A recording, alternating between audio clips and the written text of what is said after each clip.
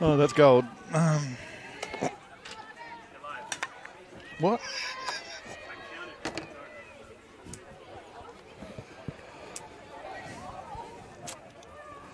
Hello, everybody. Good evening. Coming to you from the Junior State Championships up at Nembo Park, up at Little Hampton.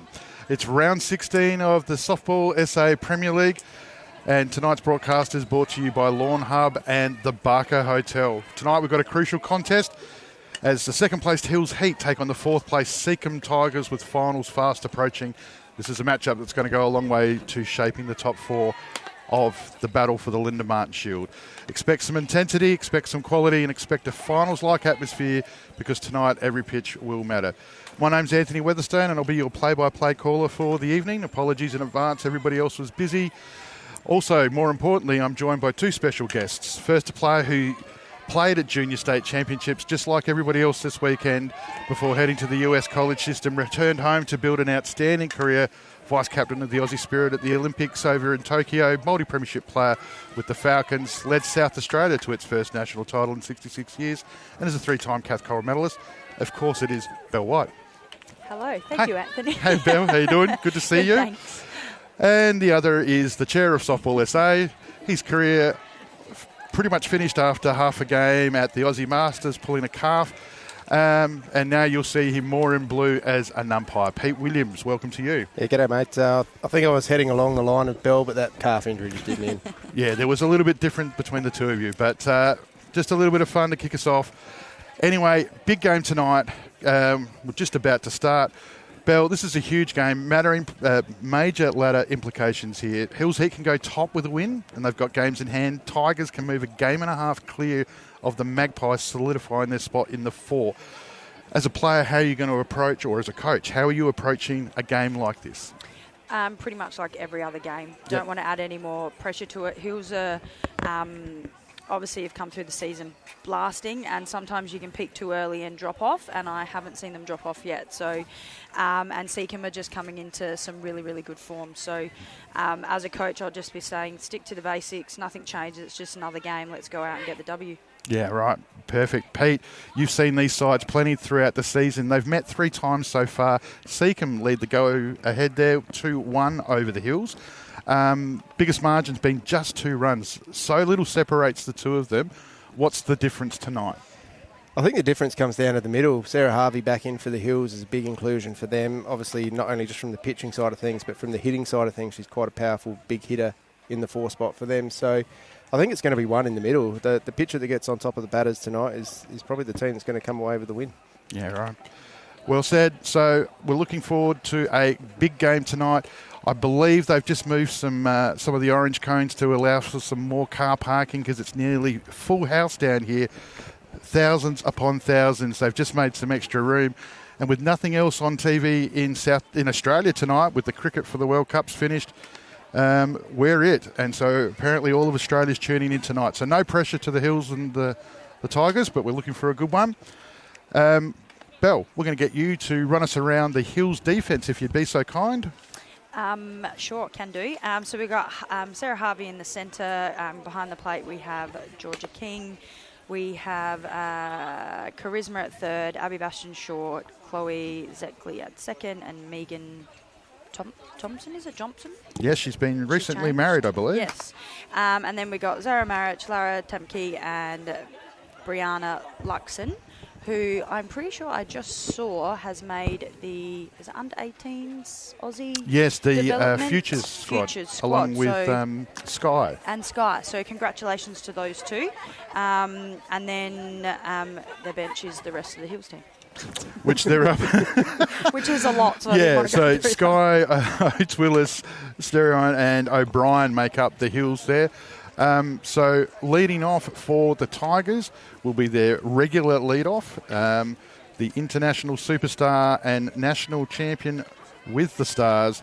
It's Reagan Diaz for the Tigers, leading the league in stolen bases with 7 and a 482 on base. She's going to go a long way to setting the standard for tonight. Here we go, pitch 1.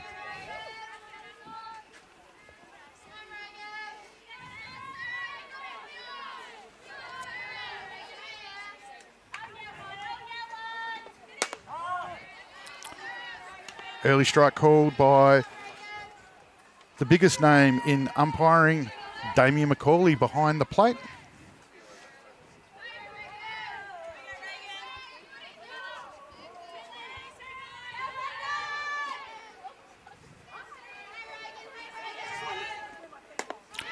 Swings over the top of that one and goes ahead in the count.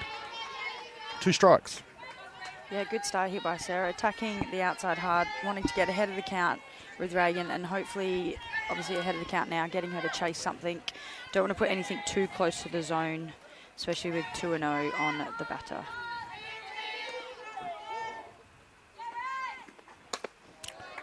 Above the letters there. Anembo Park, beautiful place to play softball up here. Noticeable difference from West Beach is that the home run fence is about another 30 feet. Is that right, Pete? Yeah, about that. Yep. So a ball over the fence tonight is a reasonable shot.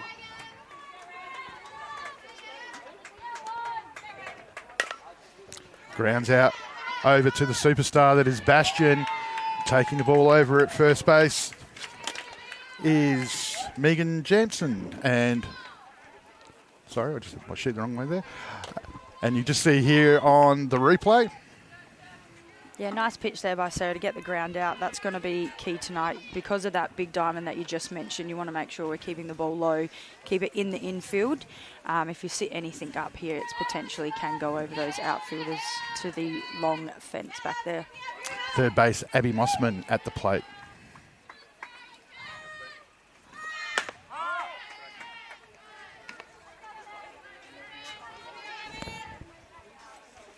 The other noticeable, obviously, difference up here being the grass infield. The imports, Charisma and Sarah, who on the live stream last night said the short game comes into play here a lot because the ball holds up in the grass.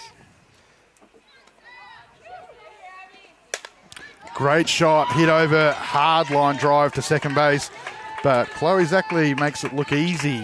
She takes the second out. Yeah, nice line drive there by Abby Mostyn there. She's very well known for right side hitting. And yeah, a nice catch there by Chloe. Speaking of players that have had great seasons, Becky Havas continuing to lead the way for the Tigers in the 3 spot tonight. The international superstar that is Neely Peterson on deck. Big season for Becky Havas, 367 batting average and 436 on base. So for those new to us, that's about 4 times out of 10. She's making a hit or getting on base.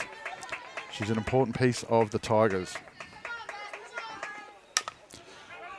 Swings on a pitch on the outside and fouls it off. Leads the team in RBIs, so she's a very important part. So RBIs being runs batted hidden, so that means she's scoring her teammates.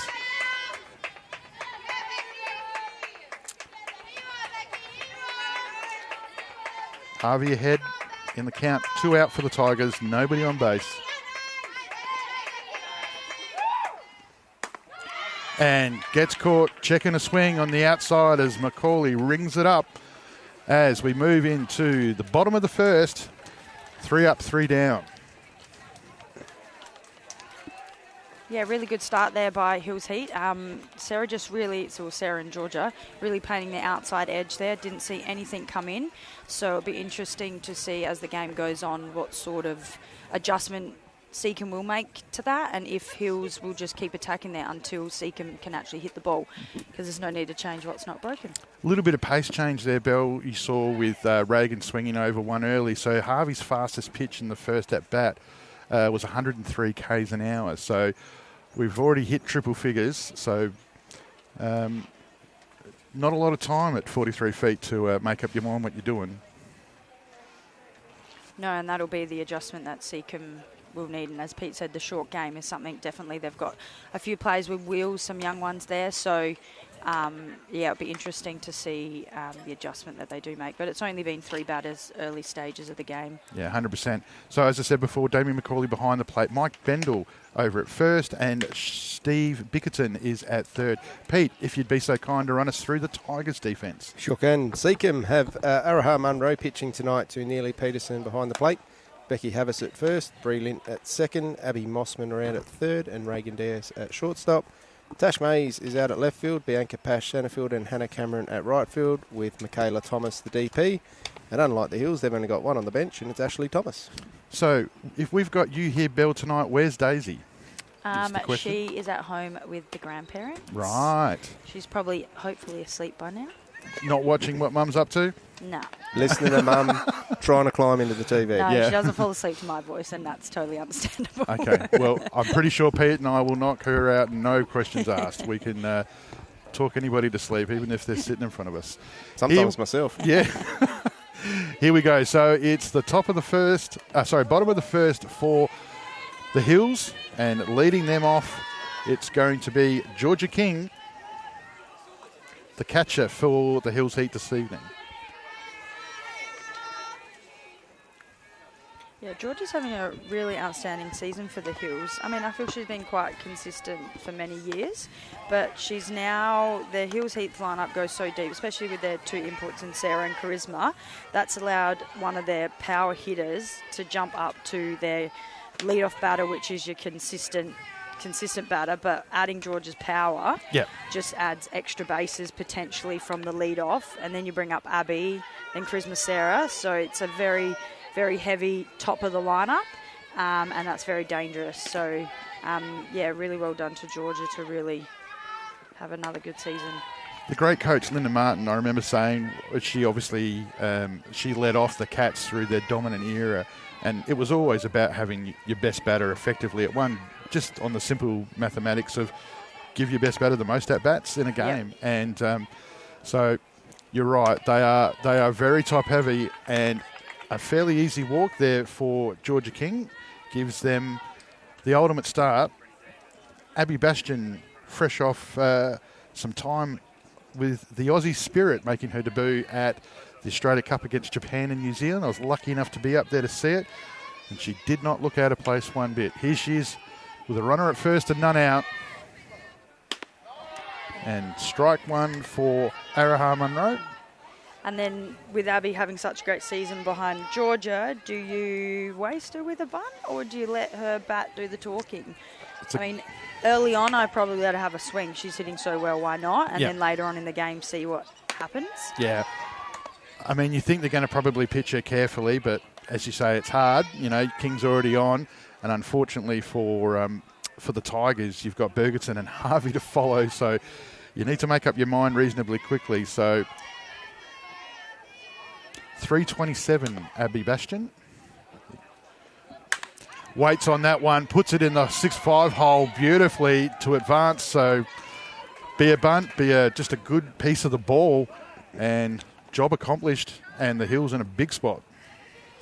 Yeah, you just see her just turn quite nicely on that in there, and you just see Reagan probably take a step up to second base, potentially thinking it's a ball or she's going to go with it, and she's just got just one step off her in the hole there. So real hard part is now, like you were talking before, where are you going to position outfielders with this power lineup?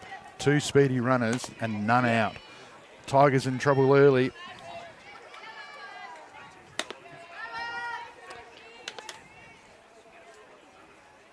Charisma last night was saying how she's played with Reagan before overseas, and that she's been asking Reagan for a cookie tonight.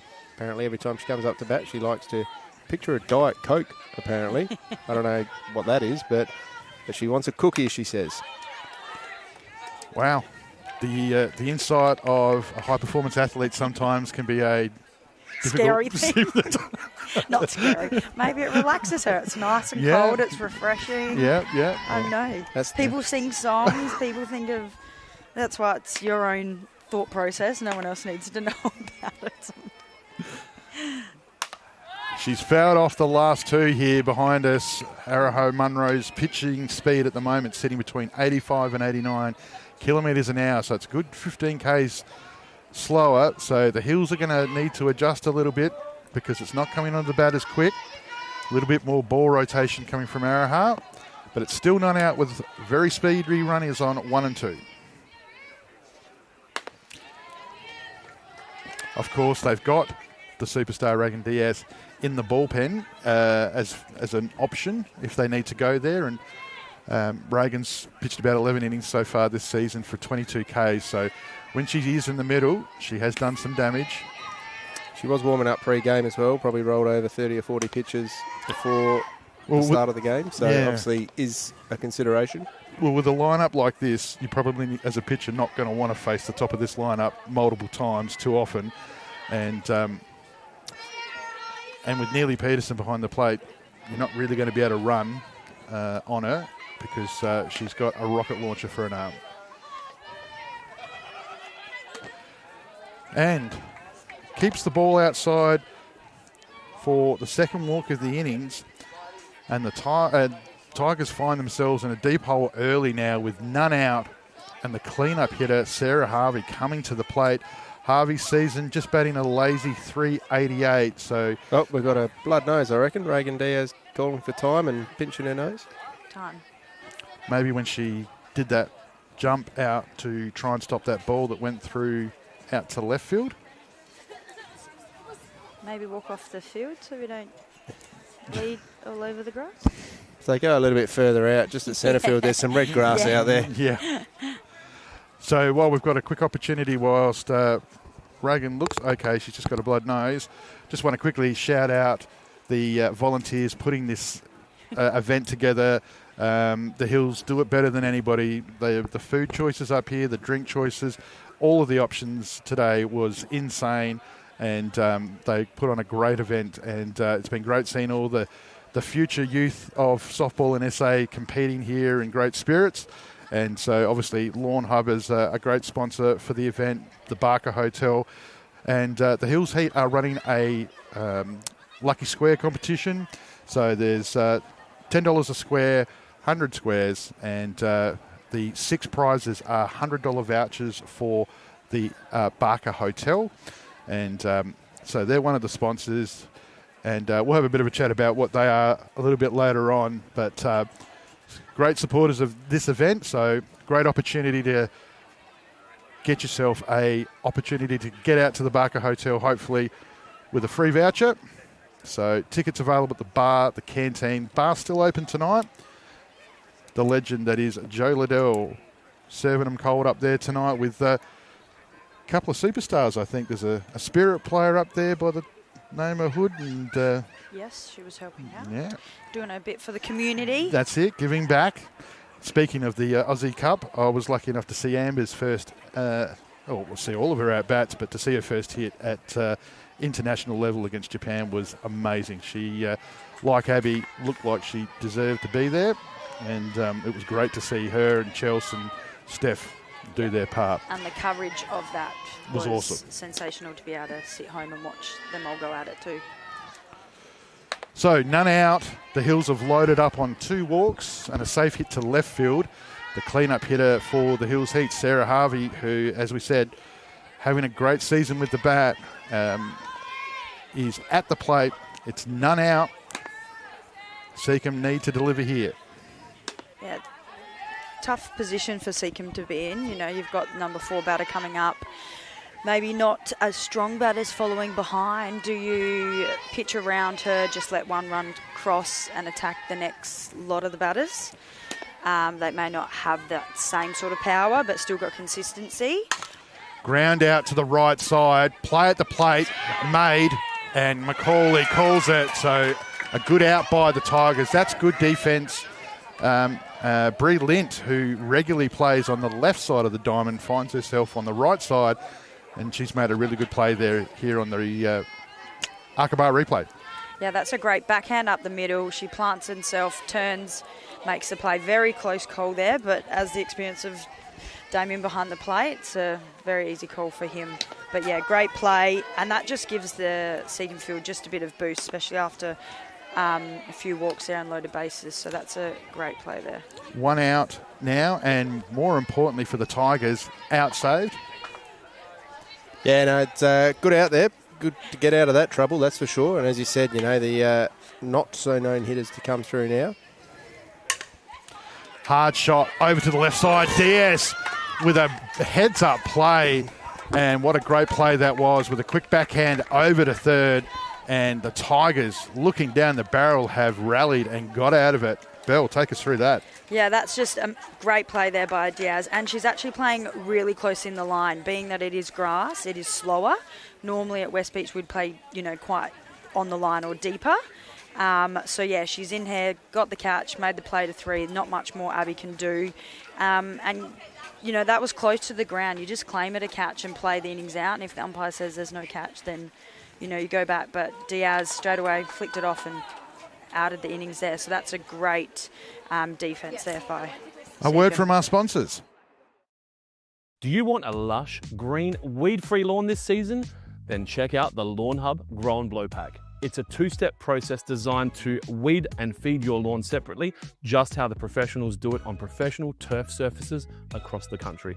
It comes with Trojan, a granular fertilizer that will feed your lawn, and NSFW, a selective herbicide that will kill most weeds in all lawns, including buffalo. If you're interested in this pack or anything else lawn care related, head to lawnhub.com.au. So we head into the top of the second, and as Belle was just saying, the Tigers have really got themselves out of a jam there. That was a massive opportunity for the Hills. None out, clean-up hitter at the plate, bases loaded. That was a chance to break the game open right from the outset, and the Tigers got out of it. Yeah, that should be giving him some big confidence. Got Neely coming up here, so get her on. That's where the momentum shift. Hills came out, three out straight away. The momentum's on their side, and then with a great innings there, that just shifts it all. So, top 4, this is the type of game we're expecting here, so really good start. So Neely Peterson, power hitter for the Tigers, batting just under 300, but has an on-base just under 500, which means that they pitch around her cautiously. But she's not been cautious tonight. She's attacking early, gets dragged off the base, does Megan, and still good enough to make the play. Yeah, Sarah working the outside. Looks like a little either off pace or a drop ball there. Neely's just pulled it slightly with not much power behind it, and a nice pick up there by Charisma. Bree Lint comes to the plate. So B-grade coach, and here as an under-18 coach for the Seacombe Tigers this weekend. So she's been in that uniform all day.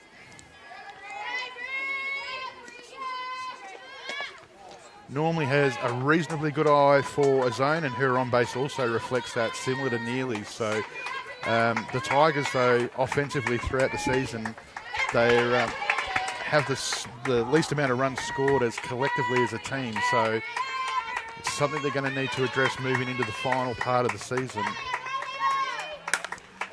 Lint just leans back on it and just puts it to the fence. She rounds first on her way to second. Right field, Brianna Luxon's all the way out to the fence. The first part of the relay comes up, and Coach Anderson has pulled her up at third as Georgia King gets pulled off the line by the throw in from the outfield. And wow, have the Tigers answered to the first innings. And that's the adjustment we spoke about. Sarah's just sat on the outside, and Bree's just gone with that quite nicely, and an easy stand-up triple on this big diamond. So very well done. Started the same way as last night. Ball's out to the right side of the diamond, which was what did it last night. Nearly an infield home run. So Hannah Cameron, the right fielder for the Tigers, comes to the plate. Tigers one out with a runner at 3.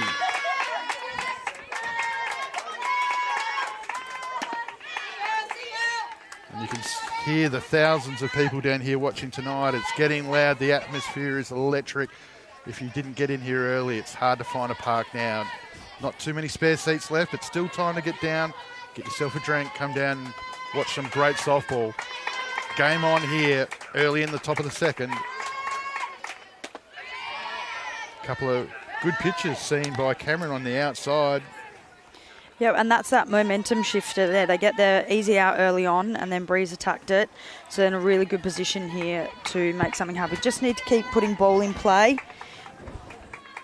And hopefully create some errors on the slower infield.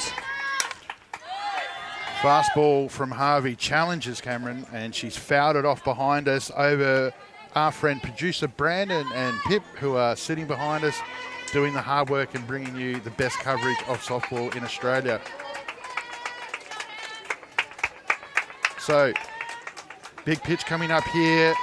Shaping and showing bunt, but so did Lynn, and the ball hit the fence on the right field. So, same applies for her. Comes sliding in at centre field is Lara Temke. And Lint goes on to score, and that looks like it was off the bounce. I'm not wearing my glasses tonight. I can't see past the fence. So yeah, it just looked like it just dropped before. Her glove. But a great effort. I think early on in the game, you have to have a crack at diving at those. It's a slow field. It's not going to roll that far past. The run's always going to score, and if you don't dive, you never know what could have happened. Just to be clear, who made that play at centre field, Bell? Lara. Was that sarcasm? Yeah. Oh, okay. Yeah. Why? What did I say? No, nothing. I just remember the CFS round, she used to be called Tara. Oh, yes, I always get her name wrong. So sorry, Lara. The person that won that CFS round player of the game isn't here tonight because Tara Lamke's not available. But Lara Temke's out there. Lara Temke has just made a diving effort. Sorry, Belle, that we did have to light you up on that. So. But fair to say, sorry, Anthony, you don't even know who's out there because you can't see past the fence exactly. meter in front of us. That's why I thought you were asking, because you couldn't see who was out there. And I'm like, it's written on your sheet. No. Disregard the TV screen 30 centimetres in front of you. I can't see that either. So going great guns here, the return. That's why I'm a one-hit wonder. And Yes. Araha Munro, the pitcher, comes to the plate. She's got a runner at first. And it's one out here as the Tigers have taken an early lead after looking down the barrel only 5 minutes ago. I think Seacon would have been confident with, as I said, the getting out of that game or getting out of that first innings with the Hills, because as we spoke about, they've got rid of that top four dangerous people, so they're rolling to the bottom of the Hills lineup, who have been known to hit at times, whereas they were coming into this with Neely Peterson and Bree Lint as their 1-2. So they made the most of the opportunity of having a couple of good hitters at the top. And I don't know what Hannah Cameron's numbers look like this year, but some of the games I've seen, she's been hitting the ball to the outfield quite well, so definitely has come along this year. Well, she made an adjustment there pretty early in, she was only one pitch behind in the count, but she's batting 243, on base not much better, but she has batted in some runs for the Tigers. She's batted in 3 runs so far for the season, so still a young player from that perspective. Araha here with an opportunity to advance the runner and get herself on base. Gets after it. Bastion loses her footing, but she's so good that she regains the footing. And just like the Tigers did the innings before, the heat to get out of a jam, Bastion comes up to Zach Lee and a double play gets the Hills heat out of the innings. Yeah, great work there by Abby. She is still quite young and had a little bit of slip there, but she doesn't panic at all. She makes the slip, gets back on it, still thinks the double play's on, and great work there, transition there by Chloe to get the out at 1. So, again, momentum shift. Score the 1 run. They didn't implode as themselves after 1 run hit, and they got out of it. So it'll be interesting what Hills can do. Well, you spoke about it in the pre-game when you were talking about the fact that you're approaching what is a ladder-defining game. Hills can go top if they win, and the Tigers can put some distance behind Port Adelaide, and you would approach it as another game. But there is a little bit of that finals-type feeling to it because everything does count tonight. So, both have had opportunities. Tigers have made the most of theirs early, but the Heat, there's a reason why they're second on the ladder currently. Coach Fairley has developed this team. A couple of years ago, they were bottom. She said that she was going to invest in youth, and that youth is now starting to come through. They've got some great internationals, and it's just merged together beautifully in only year 3. A rebuild of a club can take 5-6 years, and she's already done it in 3. At the plate is Mia Oates-Wallace. You're right, in year 3, picking up these young kids where effectively that most of these young kids probably started in year 3 when she started the rebuild of this Hills Heat team. So my humble apologies. That's the designated player, Michaela Yankovic. When I said that I couldn't see beyond the fence, I wasn't lying a bit. I'm so sorry. Lucky you're not driving a car tonight, mate. If you say anything about a bus, Pete Williams. Munro gets ahead way early in the count. Yankovic, for a pitcher, has come over from Walkerville after a couple of years most recently in the US collegiate system with Pitt, so out of Pittsburgh, where she was coached by ground out to the right side as Becky Havis makes it look routine, as it was, where she was coached by ex-West Torrens premiership player Lacey Wood. Really? Oh. Fun fact, Anthony, I did not know that. It's obviously in his head, not written down. He wouldn't have read it. But there's a good start here by Munro. She probably feels after that first innings a little bit more relaxed and settled in. Tamke drives it out, and Diaz comes charging in on the ball and mid-step. Yeah, great job there by Munro to stay in her lane and let Reagan charge in on that play there. She's just come in, stayed nice and low, quick little side arm there and gets the out quite easily, actually. She made that look like Lara was slow, and she's not slow at all. So really good job. And as I was saying, Munro would be nice and relaxed. They've got one run here. She's attaching the zone much earlier now. We haven't seen many balls at all.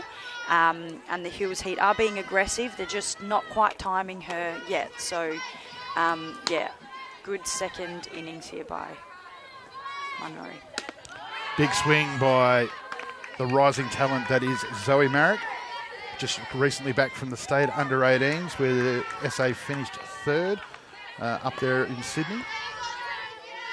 Got a question for the viewers at home, Belle, that I need you to answer. Up the middle, but not all of it. Munro picks it up off the ground and unfortunately throws it over the top of Havis, and the speedy Marrick makes her way up the line and gets herself on base. Yeah, good job by here, Munro. Stops it, knocks it down with her leg. Doesn't matter how you stop it. Goes for the quick reaction there and just stands up a little bit too much and flicks that over Becky. And Becky's quite tall, so she's given that one a little bit too much power. Right. But it's two out, runner on one, so it's not too damaging. Brie Luxon, the right fielder, comes to the plate. I was asked the question last night, when you have a runner at one and it's two out, why does the runner run so often? What do you mean, like still? Why do they still the runner so often when it's two out and the runner's only at first? It can be a tactic thing by a coach. They potentially, the batter in the box is really struggling, not having a good day. They want to still get out the innings to bring up their power hitter. I don't know. There's multiple different reasons. Good. No, that was the answer I gave. I just wanted to make sure I was in the right ballpark, so that's good. Would it be heavily dependent on who's in the box at the time? Obviously, as you said, you got that power hitter who... Oh, sorry, that's what I was meaning. Yeah. Sorry, not the... Yeah. Ball flies in the air at the plate, and Havis comes in next to Munro and takes the fly ball. We'll discuss further on the other side of these messages.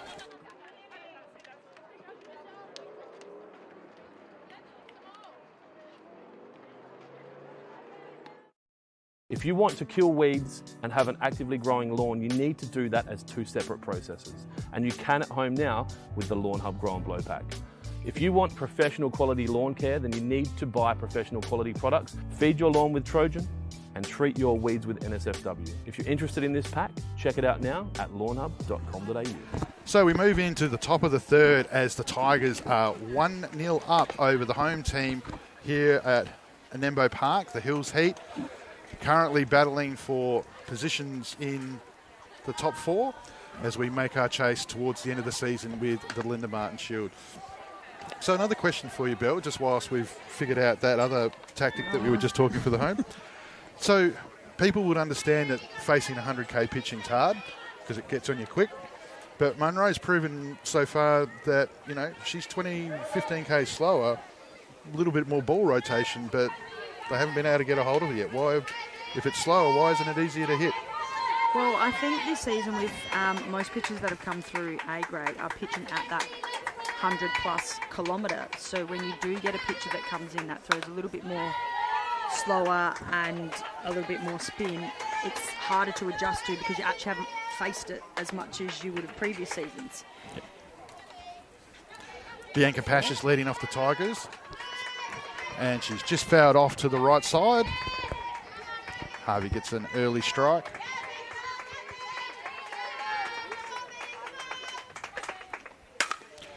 drives it up to second base. And Chloe Zackley, if you don't mind, makes a fairly difficult play look reasonably easy there. Good feet, kept her ground, and makes the out and takes away the lead off for the Tigers. And probably on the back of that, I think hitting faster pitching is actually way easier than slower pitching, because it's just reacting. You just see the ball, hit the ball. When it's a bit slower, you've got to think, delay my step, hold my hands, get up the front of the box, wait on this. Oh, she's a bit slow, I should be able to hit her. And it actually complicates hitting more than it should. Whereas when it's at 100, 115, you just swing the bat, making contact, and the rest of the ball will do the work. Absolutely. Michaela Thomas is the youngster showing a bit of the future for the Tigers. She is in the DP spot tonight for Tash Mays, who's out at left field. She's just hit a hard line drive foul down the right side as she's facing Harvey, who's thrown it around about 102 at 43 feet. Not as easy as it sounds. Unless you're Bell White, of course. Takes a pitch wild on the outside. I saw that one because it hit the fence, and that's as far as I can see. I think the pitcher and catcher might have got a little bit crossed up there. I'm not sure. Yeah, has been. Did like the way Sarah looked straight down as if my feet slipped. My bad. Yeah, she has. It's like when people drop catches, they look at their glove. There's no hole in your glove. Just cop it and walk on. Yeah. I bug it up. She is taking a long time on the pattern, so I don't know how complicated it is. But well, here's my question for you. What are your thoughts on the little cheat sheets on the arm? Are you old school or you're up with the new times? Well, Belle, I'm very much old school. I know, that's what I'm asking. So I've incredibly old school. I've just spent a week with the under-23 boys up at Brisbane, and I took one look at that thing and just put it straight back down because it is wildly complicated, I thought. I tried it out for the first time coaching under 16s, and I stuffed it up and was very nervous.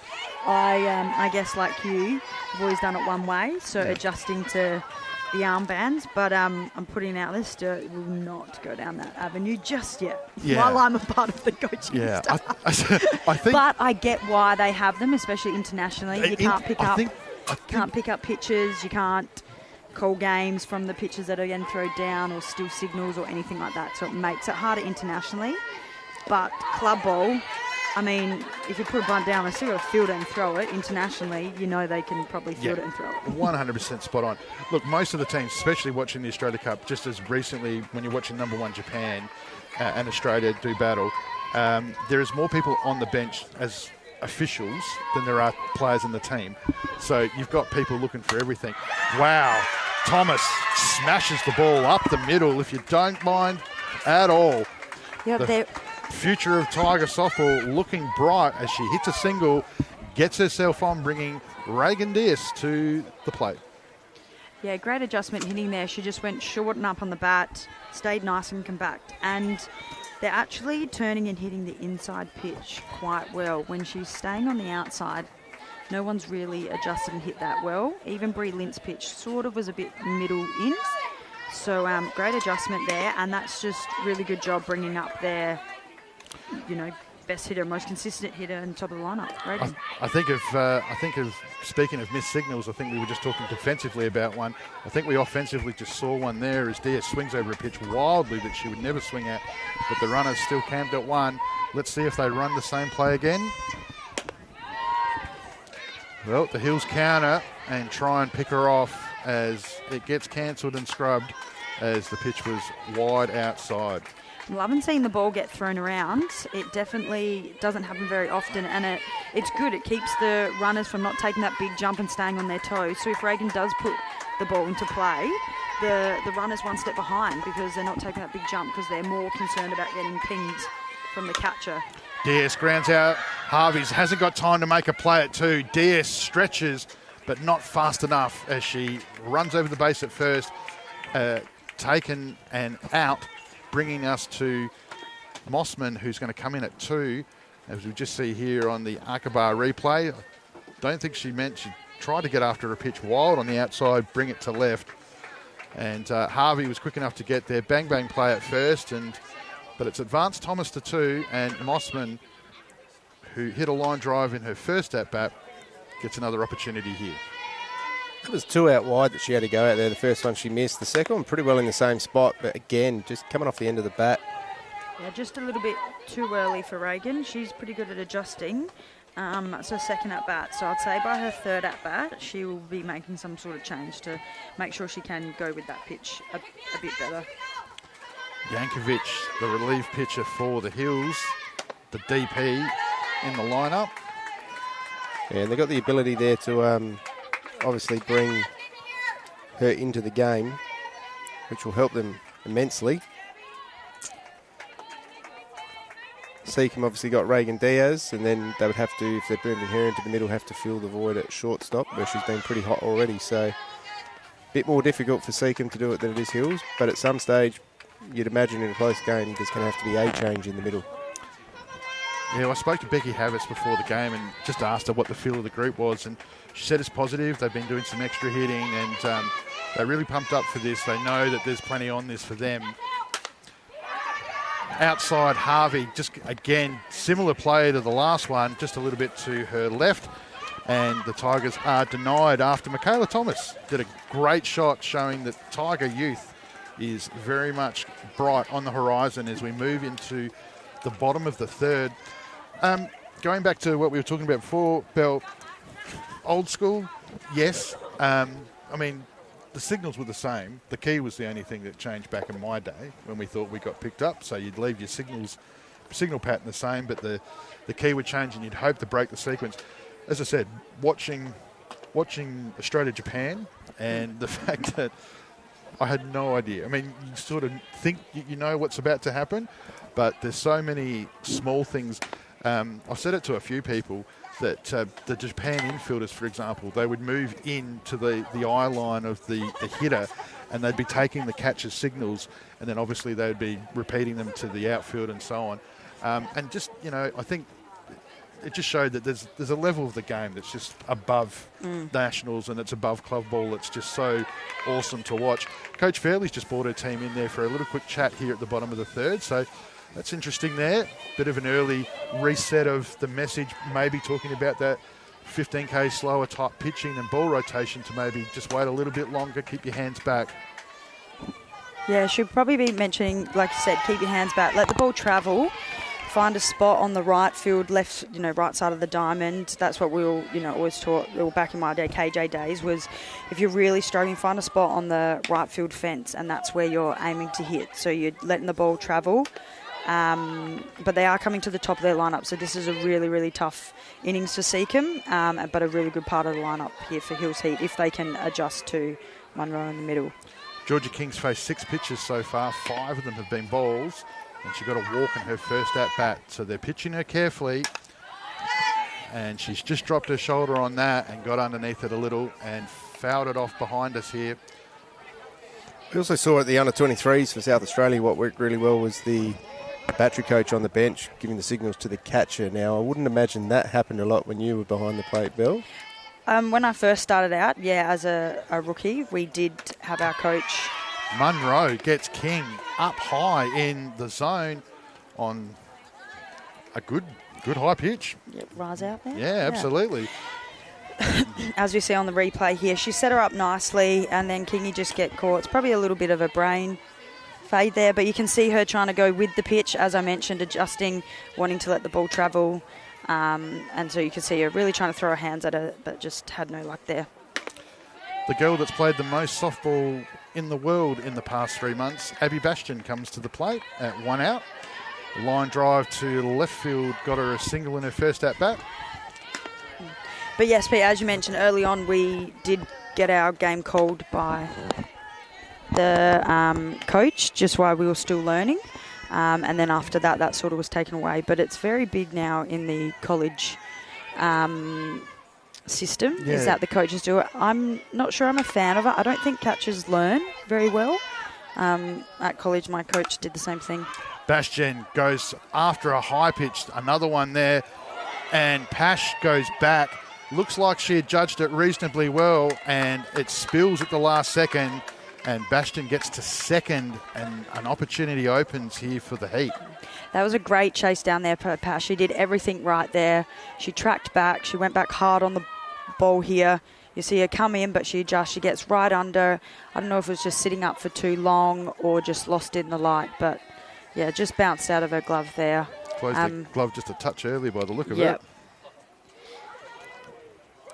So, what we've been talking about before about how protective you will be of certain batters in certain situations, the Tigers have chosen to walk Bergeson, create a force with only the one out, and Diaz is calling for time, I think. Yeah, I agree with that call there. But then you bring up Sarah. So I think they're playing the percentages of, ground ball forced to 3, but also maybe Charisma's having a bit better season, maybe hitting a little bit better, and they off-seek him in their previous games, and Sarah hasn't been as successful. But when you got 2 power hitters back-to-back, that's a really, really tough call here. They're looking for just a fly ball from, Sarah here, get the out. But, yeah, it's hard when you got 2 power hitters back-to-back. Bergeson 488 on the season with 13 RBIs. Harvey 388 on the season with 7 RBIs. Percentages. So Bergeson's hit the 2 home runs. Harvey hasn't. Harvey hasn't had a lot of softball lately, though, as well. She's been off injured, so... Yeah, so percentages say that's the right move, and hopefully Araha can, she's not a low ball pitcher, but it'll be good if she can keep this ball just slightly low, potentially get her to pull to their left side, and they can play the force play at third here on Abby. So we'll see what happens here. Well, she's staying high in the zone here, and she's got another call there. Granted, Harvey's obviously a taller player than the last 2 in that regard. So, Tigers working the plan here.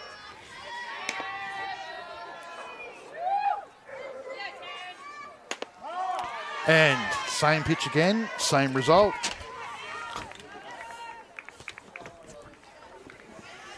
Yeah, really good job here by Munro. She's just attacked it. Attacked the batter here early. Got her looking high, so it'll be interesting to see what she does on this pitch here. Yeah. Goes again for the same pitch, but doesn't execute it the right way.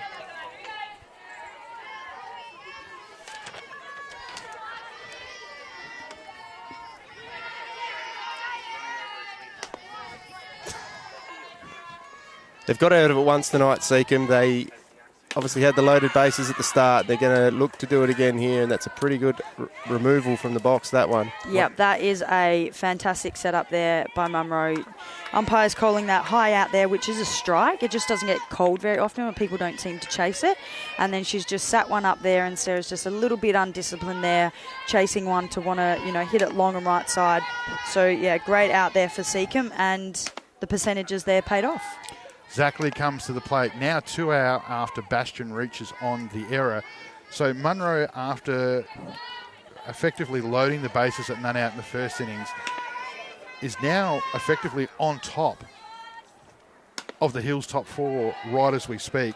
So Zackley, Yankovic to follow, Tamke, Marek, and then back to Luxon.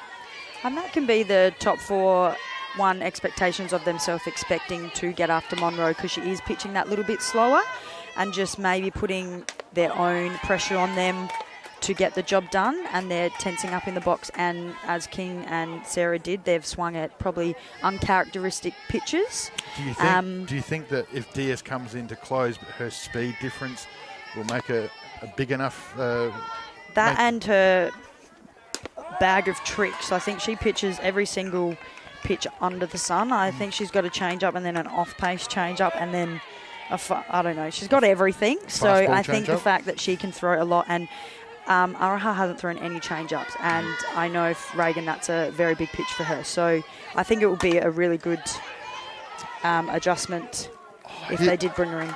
Hit high on the bat there by Zackley. Bastion doesn't advance any further as Chloe's thrown out at 1. And again, Hills get an opportunity, and they haven't been able to capitalise it with the top of their order.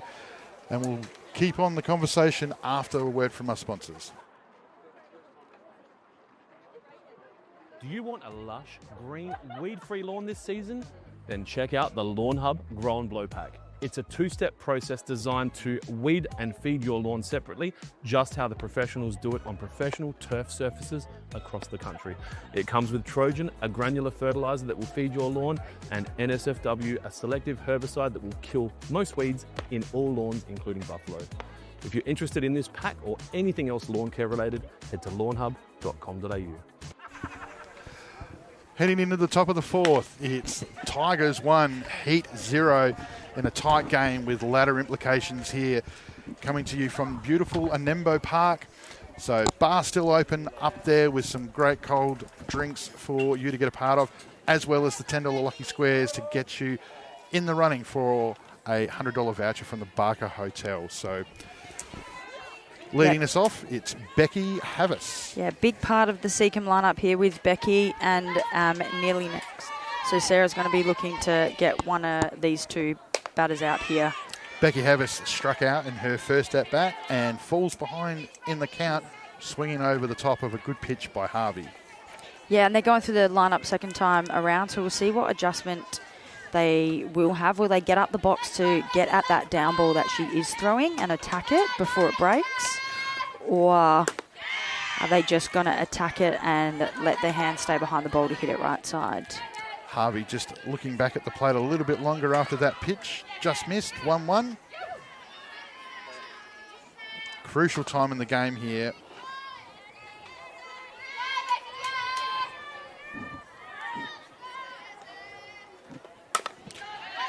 Flat shot, back to the pitcher, and Harvey picks it up, throws it over to first for the out.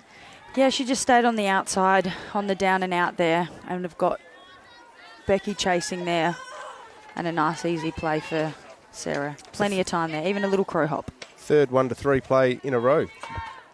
Yes, so Megan Jempson, who's returned to the lineup tonight, bringing the Heat a bit of experience over there at first base. Neely Peterson, who has the stats of a power hitter superstar that you would expect. So 280 is the average, but an on-base of 455 as they can pitch cautiously to her. Hit some long home runs. Saw one a couple of weeks ago that cleared the fence at West Beach easily. She chases this one, going hard. Yeah, you can just see the intent here from Neely. She's really locked in here, really important for her to get something going here for Seacombe. So you can see her really intent, locked in, focused in on this at bat, attacking good pitches. Ballpin activity for the Tigers as Reagan Dearce is going through the start-up stages of the warm-up. So third time round in the lineup coming up, Bell. Yep. But who do they put at shortstop for Reagan? Because she is obviously quite versatile with only one on the bench. Ashley Thomas is on the bench, which I think would be a big ask for the young lady, but who knows? Tash Mays does do some shortstop fielding for them. Could come in from left field. Oh, there we go. Okay. But it's that's the thing that Seacombe got to work with. You know, they've got a dominant shortstop. You know, she's also got to cover two. There's steals. You change your shortstop, it does change the dynamic of the field. So, yeah, it'll be interesting to see what they do, if they'll let Munro go a little bit longer or they'll make the change, like you said, Anthony, for the third time through the lineup. Just misses. Does Peterson falling across the plate, throws her hands real hard, trying to drive that ball centre right. She's behind in the count here, so Tigers one out, nobody on base. First time round, it was the off-speed pitch that got her. She was very early on the swing and come off the end of the bat, the third, so don't know if it's going to come at this point in the count, though.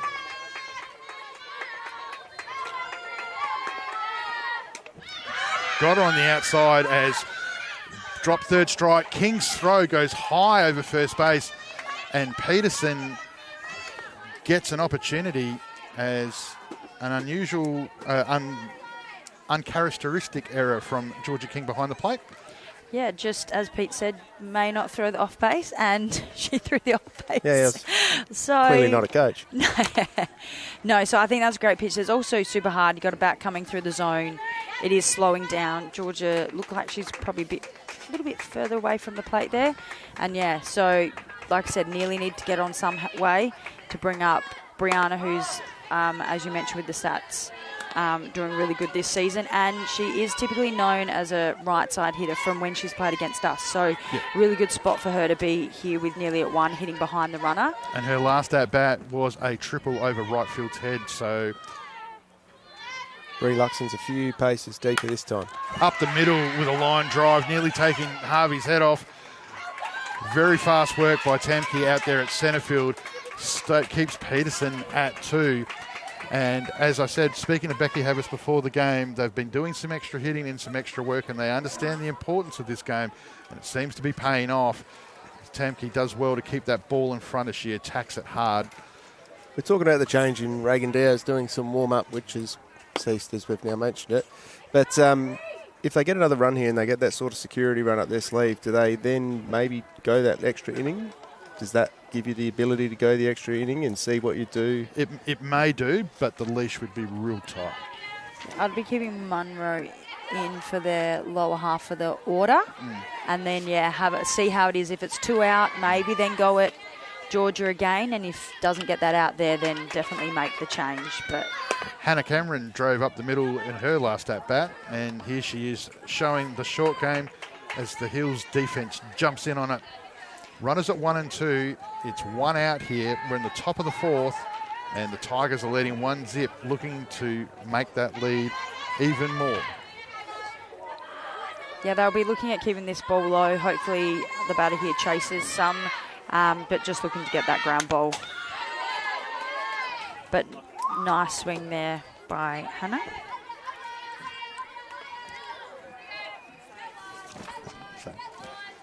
So we've got a pitch speed gun on tonight, and so Harvey hasn't dropped her pace at all, so still sitting in there over 101. So She has had a couple of weeks off, so she should be fresh as for this game for them. Humid up here. That extra humidity by having so many people here up at Anembo Park, where you get a lot of people in the same place. It can be uncomfortable, but that's why you get up to the bar. See Joe, see the girls up there. They'll look after you.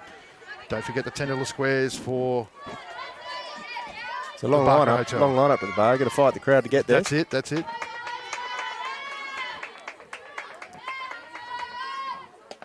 Outside, asking the question. So Munro's the one at the moment who's having success on the outside up, but Harvey's just not getting the same reward on the outside low, it appears at the moment. Obviously remembering that I am sitting effectively 90 degrees away from the... That was very disciplined. Very disciplined hitting here by Hannah. She is looking to throw that ball out the zone, so she needs to make sure she goes after one that sits up. Similar to her first at-bat, and Bastion nearly, without a glove, just freehands it. Yeah. A little bit of razzle-dazzle from the heat, and unfortunately the ball was spinning more than the ball over in Sri Lanka does at the moment for Australia. And she's done well to actually just keep that there. And the Tigers have now returned the favour as they now load up with 1 out. Yeah, that's great work there by Abby. Those balls are actually super tricky. They are spinning everywhere, but the fact that she chose to go with her bare hand rather than trying to get her glove there. But sometimes softball's the winner and you can't do much about it. Yeah, that's exactly right. She had no chance to dive on that, so she just has to keep it in front of her. Well, being the premier shortstop in the competition at the moment, and she's still bat over 400, 3-time CAF Coral medalist and multi-premiership player of the Falcons, Belle White, what do you think would have happened with the same ball down at West Beach? I would have dove for it. I wouldn't have got it, though. Yeah, but you dive for them when they're 3 metres away for you just for because fun. You never know. And I want to stop it from going to the outfield so the runner doesn't score. That's the idea. Good luck anyone playing in the over 35s this year. Yeah. Hey, whoa. That's a secret. No one needs to know my age. Aaron Munro comes to the plate with a chance to be a hero here with bases loaded, 1 out. She grounded out in her last at-bat. She went 6-5-3 hit into the double play in the last at-bat. The Heat will be hoping that same thing's going to happen here Bastion inside the line. Zackley still behind the line. Yeah, I wouldn't underestimate Munro here. She can hit with power, and all she really needs to do is find that pitch that's sitting up, send something long. You've got Neely, who's got some pace behind her, and they'll score here if she can just let the ball travel. Look for something high in the zone. Don't want to tack that down one and get a ground ball because we potentially roll into a double here.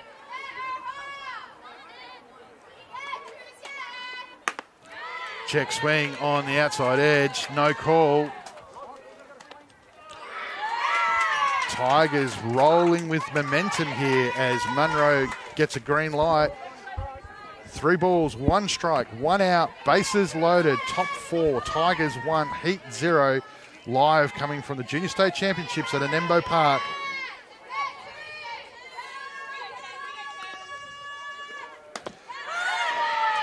Big, sorry, Bill. I was just going to say big rising pitch, challenging over the letters there, trying to do a little bit of what Araha's doing to the Heat at the moment, chasing up in the zone. Yeah, I think that's the first up pitch we've seen, and very smart because that is the pitch she is looking for, but really disciplined batting here by Munro. This is a very big pitch right here, 3-1. Grounds out right side. Zackley comes in fast. They let the runner go across the line as the Tigers take a 2-0 lead as Munro effectively sacrifices herself and scores the run. That's an RBI for the pitcher. Yeah, interesting play there. We see that Chloe is sitting deep behind the invisible line, the baseline there, so that any ball hit there slow or hard, that runner's really going to score. It makes it very hard for her. But obviously that they were looking maybe for a double up the middle, so you play the percentages. She also took a back step as the ball was hit, so it was off balance as it was to start with. So Bianca Pash comes to the plate, 2 out now with runners at 2 and 3. She went hard on the right side in her first at bat.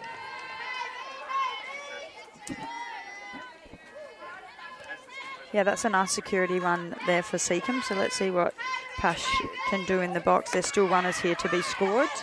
Sarah's looking like she's really throwing around the zone a little bit more. She's tensing up, being a little bit choosy. I think at this part of the lineup, she just needs to attack. She needs to back herself, back her best pitches, and really take it to these batters. Make them win the innings. Don't just, give it to them. High above the letters, and Pash sits off it. Speaking of pitches for the Tigers, amazing international that we were lucky enough to have from Sweden a few years ago, Emily Eriksson, over in Sweden, watching the game, watching her beloved Tigers take it to the Heat here, 2 up in the 4th innings. Is there a chance here that the Hills, they've got Michaela Jankovic on the side as the DP?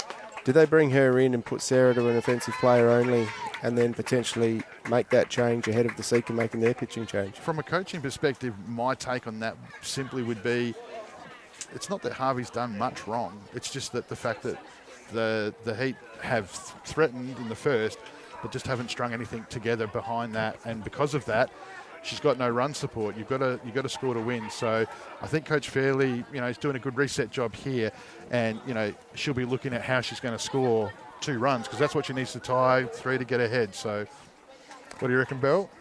Yeah, interesting. I'm just watching Sarah's face here. I think she forgets that she's on camera. She's looking very deflated and very frustrated here. I think it's good that Reggie came out and called time, but what I would have liked to see more is the players call time way before we got to that point when you could see Sarah's, like you said, it's a bit humid. She's getting behind the count as a team, but I guess that's where their young developing team need to learn, to call time early and potentially avoid that walk that just happened in this part of the lineup. But good on Reggie to come out, reset. I would have been leaving her in, have her attack this batter, change of innings, and then next innings I'd be putting in Jankovic. Well, Jankovic did go and get her face mask from behind the dugout when that was all going on, so it might be getting closer. I think Reggie just did a little check-in. Sometimes you do need to ask how the pitch is going. Do you want to go at this batter? And they're fighters. They want to grit in. They'll shoot, without swearing right now, she'll be like, no, give me the next batter. I want this batter. Because she knows she can pitch better do better right now. Rather than saying, nah, I'm just walk off and give that to Jankovic. So that's good to see that she wants to go at this batter and go at her hard. Having lived with a pitcher for 27 years, you never go out and ask them what they think because they're always going to want to stay. You're either got to go out there with a plan to say you're out or you're not. Well, you can ask them what they think. Doesn't mean they're going to get it. Yeah, you can still say, sorry, I'm the coach, out you go. Michaela Thomas, who had a great at-bat in her first time with a shot out to centre right. She's back at the plate here with 2 out, but bases loaded here for the Tigers in a 2-1 game? 2-0. 2-0. Yeah.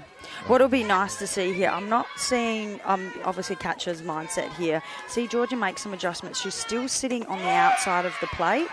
Got the outcome there. Got a big strike out there to end the innings there for Hills. But when you're missing the outside pitch, there's no point in just keep pounding it. You need to make an adjustment. Come back in for a few pitches, then go out and just see if you can adjust the umpire's eye to get that call.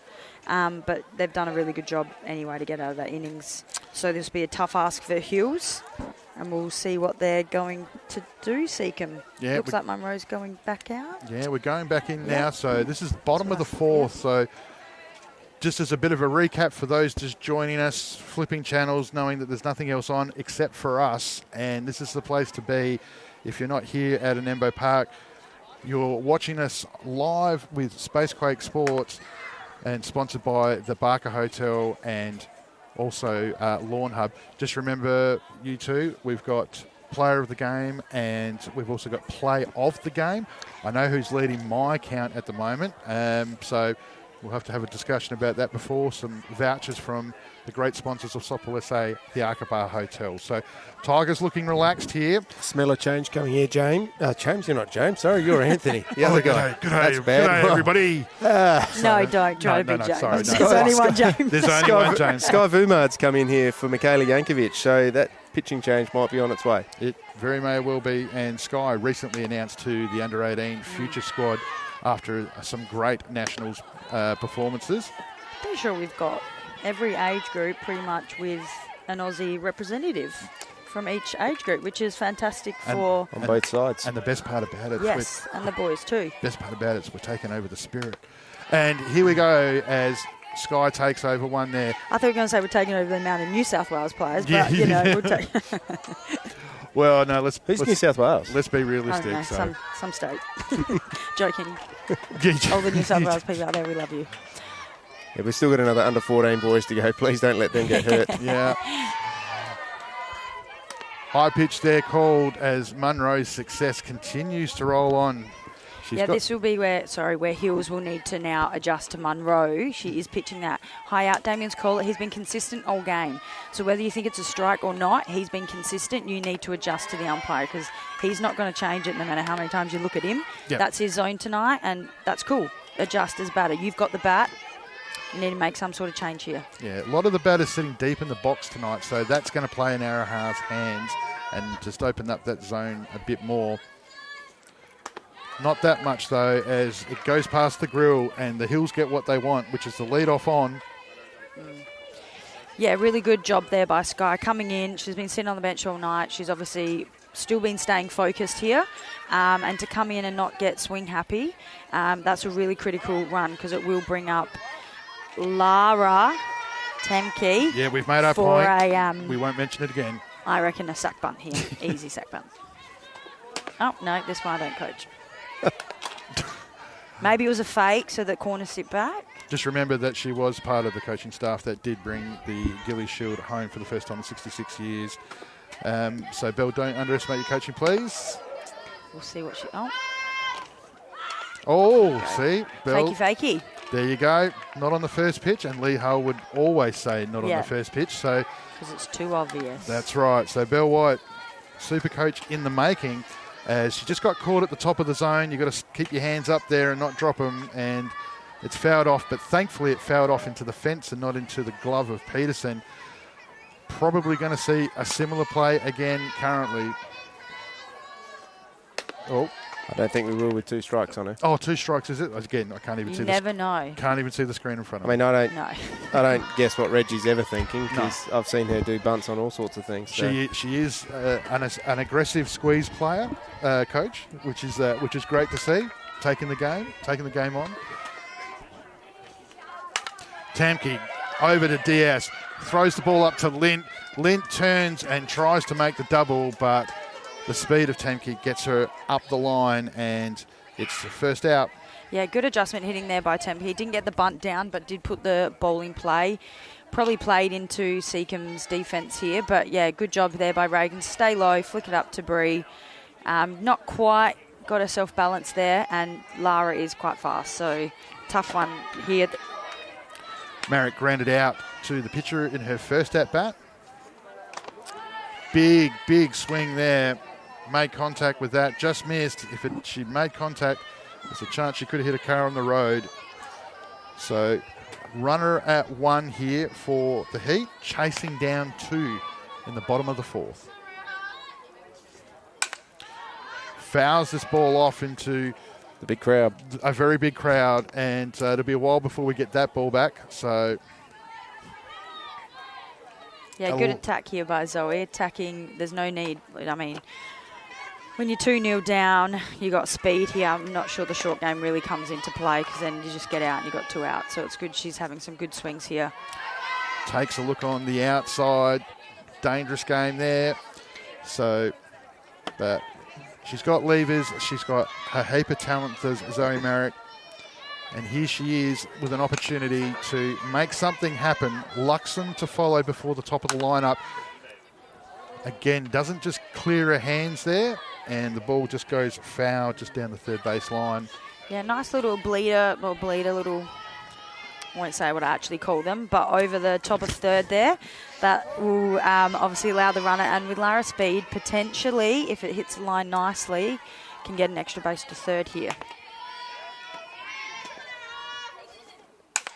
She's waited on that one, and it's gone fair, and that's advanced the runner, and a great piece of batting. And Belle White, the clairvoyant, has called it again. Perfect placement by a lefty slapper. In the gap over the 5-6 hole there. Can't field it, can't defend it. Yeah, perfectly placed. Left field was in quite shallow, which stopped the runner getting an extra base. And we see another change here by Reggie. 5 minutes ago, Belle White couldn't coach. Now she's calling the game before it happens. I never said I couldn't coach. Oh, that's right. Sorry, yeah, fair point. I've just read the transcript. You're absolutely correct. I apologise profusely. So a big change here for the Heat as they look to take the advance of some momentum. What I was going to say, Belle, was the fact that I think the one thing I've noticed with the Heat batters that Araha, just with their pitching tonight, they just seem to be, there's a little second guess, but Marek on that at-bat there was good enough just to keep her hands back and wait as long as she could to see as much of that ball to make that happen. And I think that's sort of a little bit of the trick here. That Heat are still trying to expect, rockets from Diaz. Yeah, and well, I mean, it works into Marek's favour because as a lefty slapper, your job is to let the ball wait and hit it left side of the field, so it played right into her here. But he was definitely to make some sort of adjustment, whether they go up to the front of the box and try and have that pitch come on to them that little bit faster. It might only make it maybe 85 Ks. But yeah, they're just really, really struggling. They need to adjust to that up and out pitch here, but they just, runners on. This is definitely a time for some runs to be scored for them.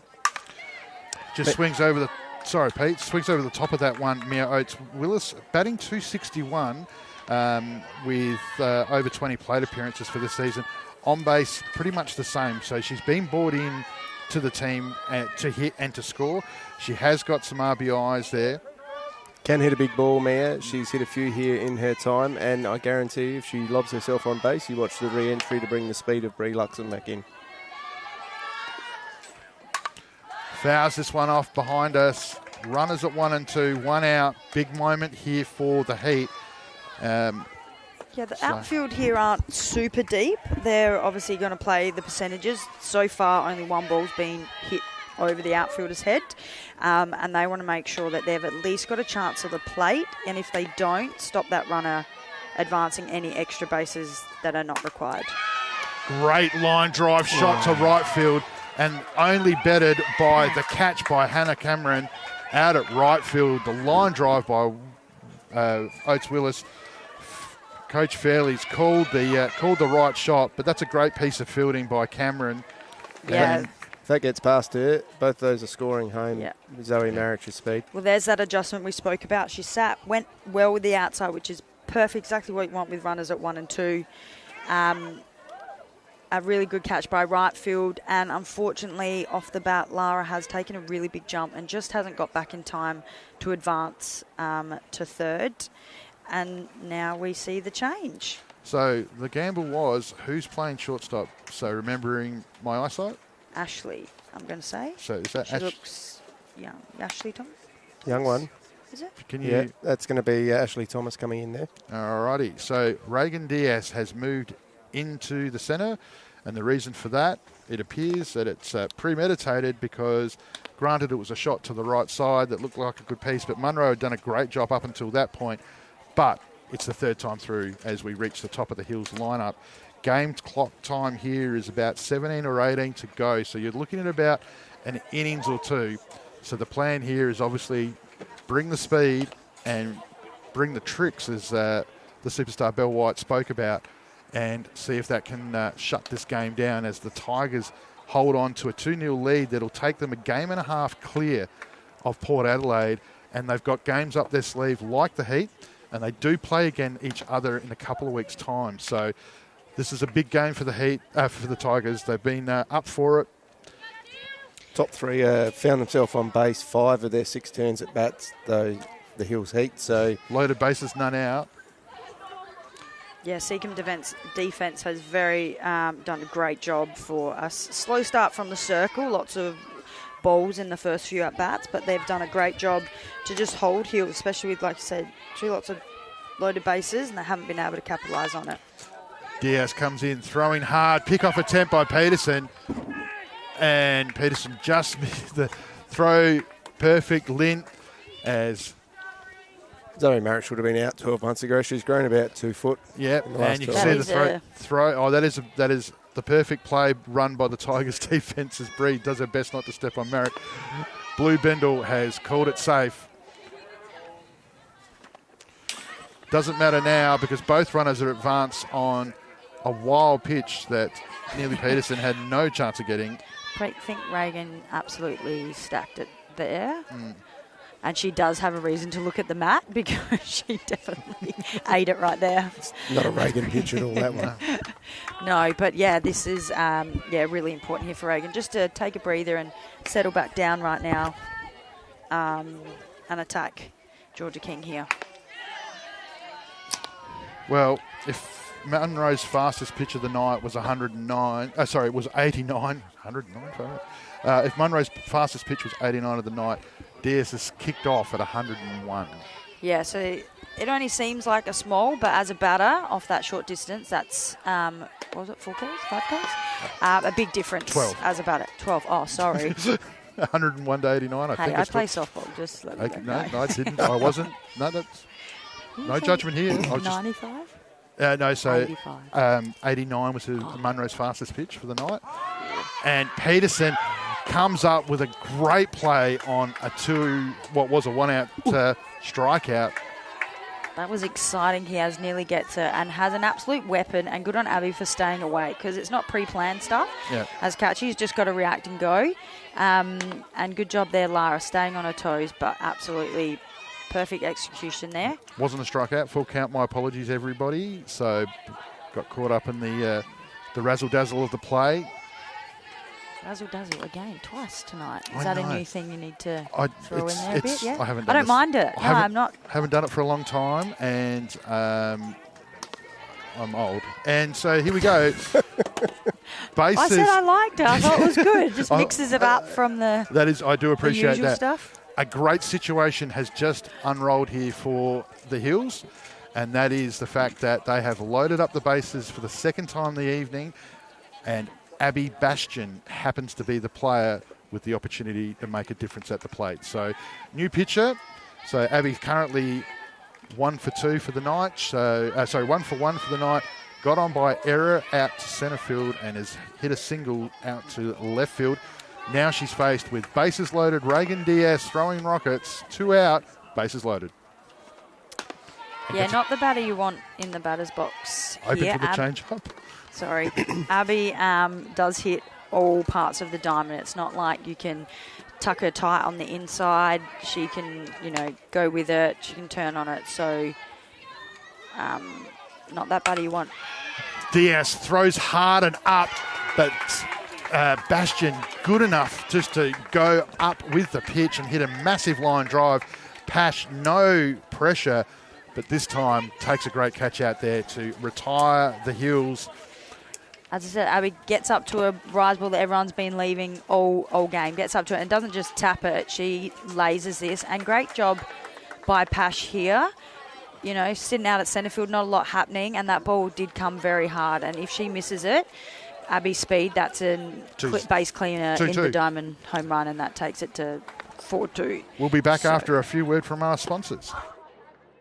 If you want to kill weeds and have an actively growing lawn, you need to do that as 2 separate processes. And you can at home now with the Lawn Hub Grow and Blow Pack. If you want professional quality lawn care, then you need to buy professional quality products, feed your lawn with Trojan, and treat your weeds with NSFW. If you're interested in this pack, check it out now at lawnhub.com.au.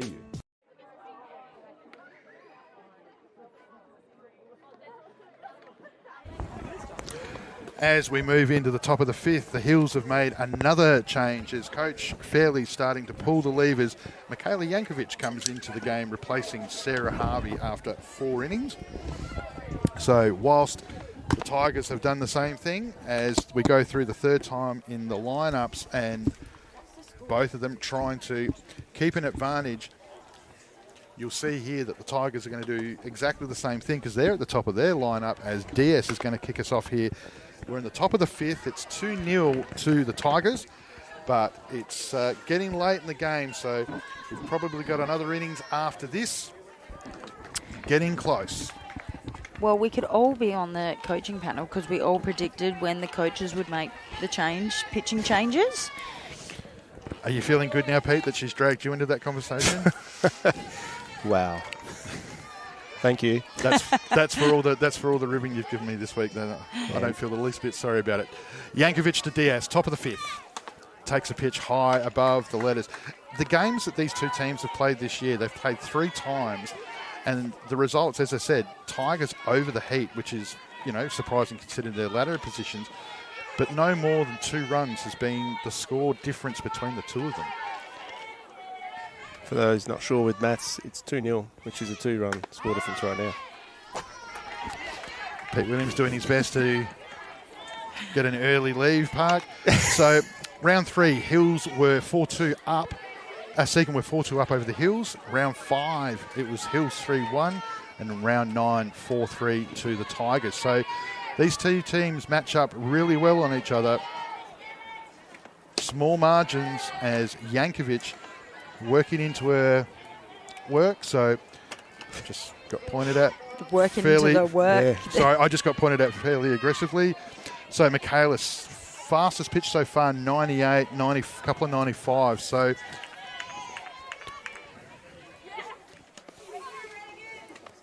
DS takes it above the letters. I'm going to tip a comeback here. I reckon Hills will try to hold them here with the new pitcher in, and then I reckon these 3-4 batters for Hills haven't done a lot yet tonight. They'll be disappointed with what they've done. They'll be trying to come back and have a crack. Yeah, the speed difference. It'll be interesting to see what effect that has on the power hitting lineup of the Heat. But we will find that out soon enough. We're probably playing with 6 or 7 minutes here in this inning, so not much chance beyond that. So this is pretty much going to be it. So every play super important. Fouling off to the right side on an inside pitch there is Diaz. Still a chance to get up to the bar and get a cold drink before it all shuts down. It'll be a long wait to get out of the car park tonight with the amount of people here, and Remember, $10 squares at the Barker Hotel. Atmosphere electric for a finals-type game. Tigers 2, Heat zip, top of the 5th.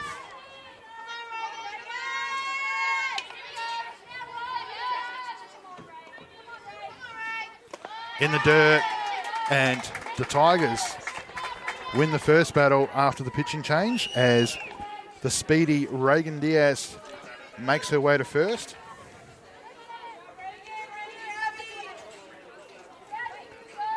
With such a big crowd here, Anthony, I'm shocked to hear you say before you're shouting the first round after the game. Don't recall saying that at all, as Abby Mossman comes to the plate. DS at 1, none out.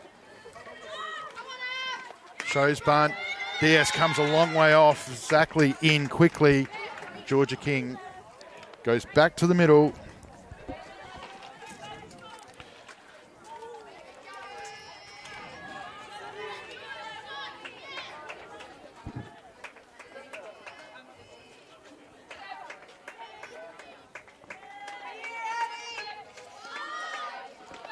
Shows bunt. Again, similar play, strike.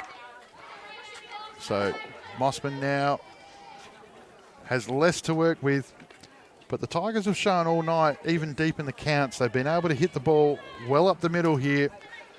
They've got a runner on, and they've got their 2 power hitters and Lint as well, 3 power hitters to follow. This is their chance. Fly ball, Zackley goes back. Coming in hard from centre field. There is no way that Lara Tempke's caught that. No, Tara Lemke caught that one. What?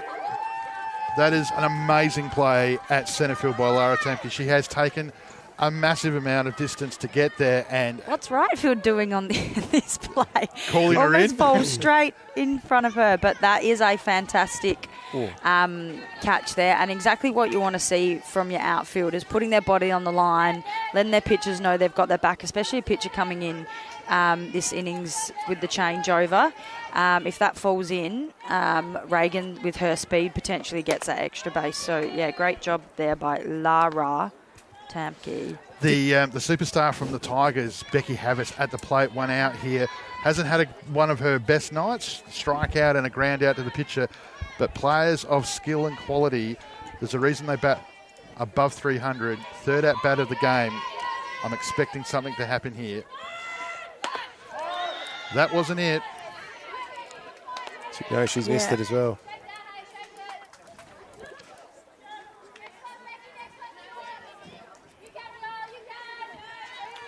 Yeah, really trying to move this runner around. Give Peterson somehow. Yeah, but when you've got Georgia King behind the plate and Abby Bastion at short there, even with Reagan's speed, it's still a big ask. Lots of things have to go right, but yeah, it's a big ask to want to steal her. Oh no, it's nearly gone horribly wrong there for Havis. She's leaned out in front and across the plate, and Georgia King's nearly taken a good reflex catch there, which would have been disaster for the Tigers. Yeah, just missed the glove there of Georgia. And I just want to know if Seacom is, see Becky Havis is still sort of centre on the plate. She hasn't made that adjustment to get up the front of the box. No, not at all. To open up that chance to put the bunt down. Like 101 bunting, you want to get to the front, opens up the angles and make sure even if you do knob it, you can still ball in the dirt. Stay into play. Great catching by Georgia King behind the plate, saving an advancing runner there at a crucial time in the game, as the power hitting lineup of the Tigers is to follow with Peterson and Lint having an amazing night. Peterson very, very much due to break this game open. Havis, though, in a battle here against Yankovic. Inside, pushes her off the plate, maybe setting up for something down the track. Outside has been where the money's been made this evening. The count now full. The Speedy DS at the plate. It's 1 out. Top 5. Tigers 2. Heat 0. Very good by Havis here to get herself into a really good hitting count after not getting the bunt down. Hard ball hit up, but to Abby Bastion. Zackley again there in time. Tries to make the play. Bounces it over to Megan Jemson at first. And Yeah, great hard hit here by Becky. He's done everything right, hit that hard, but with Abby Skill at shortstop, that's just a nice, easy play. Even with Reagan's pace there, not much she can do. Reggie just asking, I think, you around the interference of the way Reagan got up after that, whether she's interfered with Chloe Zackley's throw over to first. Now, I don't think the play would have beaten the throw to first anyway. But Reagan's gone straight in, and Chloe's job is to push back off the base based on her positioning here. So I don't think there's too much. I don't think there's an issue with it. But yep.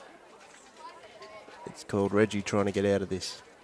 Oh, it's as she's come up and put her hands there. That's what that's she's looking fair at. Play. Did you like the fact there that we had this special commentator cross to the umpire in the booth? No, I'm not calling that out. No. No. Let's keep going. Pete Williams proving that. I'm 1-0 against Reggie. I'll be 2-0 after tonight. Pete Williams proving that that umpiring is something that we all need in South Australia and that anybody can do it. So we genuinely appreciate your efforts, and he's like a son. Jeez, I got lit up. He's like a son. I got lit up by You Bell at guys the need to be CFS. split up today. That's why you're in the middle. Tomorrow you need to spend some time apart by the sounds of it. I'm sitting in the middle. I'm in Brisbane. I'm in Brisbane. I normally expect phone calls from my son to talk about soccer. And what I'm doing is I'm getting phone calls from a blue umpire telling me about how his game went behind the plate that night. So it is good to see. And in all seriousness, we need more of you in the future. And, absolutely, because it is not an easy job to do. It's bloody hard. Put my hand up. March 7th is umpires round coming up. So in a couple of weeks' time, we're going to have an umpire on the mic. We're still figuring out who that's going to be. Not Pete. Yeah, exactly. All right, back to the business here. It's 2 out now as Hevis is made first after the play. Nothing was further done. Peterson at the plate. Has a look. Yeah, good batter here. Neely's, not had a lighting up kind of night here. So good opportunity for her to get, a hit here, bring up the next batter and just see if they can just sort of get one more security run here. Michaela does have a very dirty off-speed pitch as well. Well, Peterson tonight's faced 103, 101, 100. And now she's facing 95, 93, 92. So it is a little bit slower. So whether or not she can make that adjustment timing-wise, time will tell. Havis is at second. 2 out. Ball in the dirt. King again. Great catching as she falls on it, keeping it in front of her, keeping Havis stranded at second. Time's blowing out, so this is the final innings. So the Heat are going to want to make sure that Havis stays there as they've got 3 outs to score 2 runs or more in a big game with ladder positions set to change. And just falls in over that one. There's that pace change there, nearly quite early. Still staying back of the box here, but then Yankovic doesn't really have a drop low pitch that I know of. She is really much that change up, and the screw is probably more predominant for her. So at home, that's a curveball for everybody that goes the other way to the right-hander, breaking into the body rather than going away. Ball on the outside, just making sure that that the millions and millions that are watching with us know the terminology that we're using. We do fall into those habits. Very true. Do you stay off speed to it?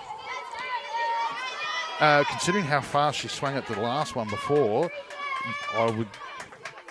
You're going to wait for the pitch to come past us? No. I was Good coaching there. I was looking for the count, and I was just about to say, I'd be nearly walking her, but anything shorter than the 30-minute probably response not with good. a full count here. I'd be backing Michaela's best pitch. Nothing's worse than a catch calling a change up on full count, and they bounce her halfway down because the pitcher doesn't want to throw it fat over the plate. So biggest problem for the Heat right now, Peterson ground out to third, strike out, and now a walk. Lint, triple to right, double to centre. And Reagan going back out to first as the courtesy runner. Yes, not the batter that they really want in the box here. So DS is playing tag now with Havis. So any ball on the green on the outside, it's going to be a race. 2 out, the only thing in the Heat's favour currently. Holding tough here. They need to shut the Tigers down to make sure that they're only chasing 2 in the last. Lint watchful. Had a big night, has Bree Lint. Made a great play at second base. Has been on the money with DS at shortstop with a couple of double play opportunities. She's had a big game. Here she has an opportunity to seal it for the Tigers effectively. Takes a second strike. She wanted it. She knew that it was probably going to be there, but here we go.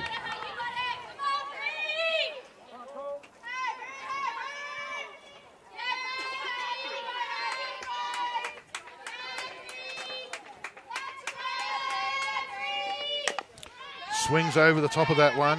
As Bell spoke about, there's that mixing of pace that makes it so hard to settle on being a power hitter where you're trying to score runs here. A ball in the green between a fielder and she's going to score Havis, and as fast as Diaz is, there's every chance she might tag her and catch her too. So 2 out for the Tigers. Big at bat, Cameron Munro Pash to follow.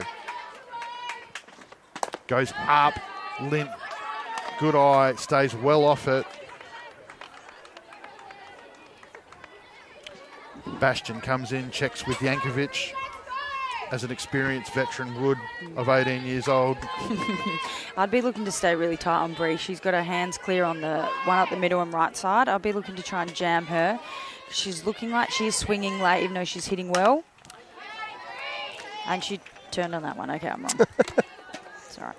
Not wrong. I only caught for a few years, so I'm not that knowledgeable in that area. So, couple of games at the Tokyo Olympics is more than Pete and I have done.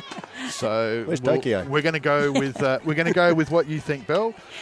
In this particular case, though, I think Yankovic is doing just a good job. Again, those subtle pace changes, and Lint is set to hit a certain speed at the moment. You'd be wanting to go with the best pitches in this count, especially with 2 out. One is in scoring position. I want to be giving her... Ball in the dirt. King, again, saves 60 feet for the runner as she takes the ball on the equipment and keeps it in front of her, which is great catching 101. Still a full count. Has been for a while.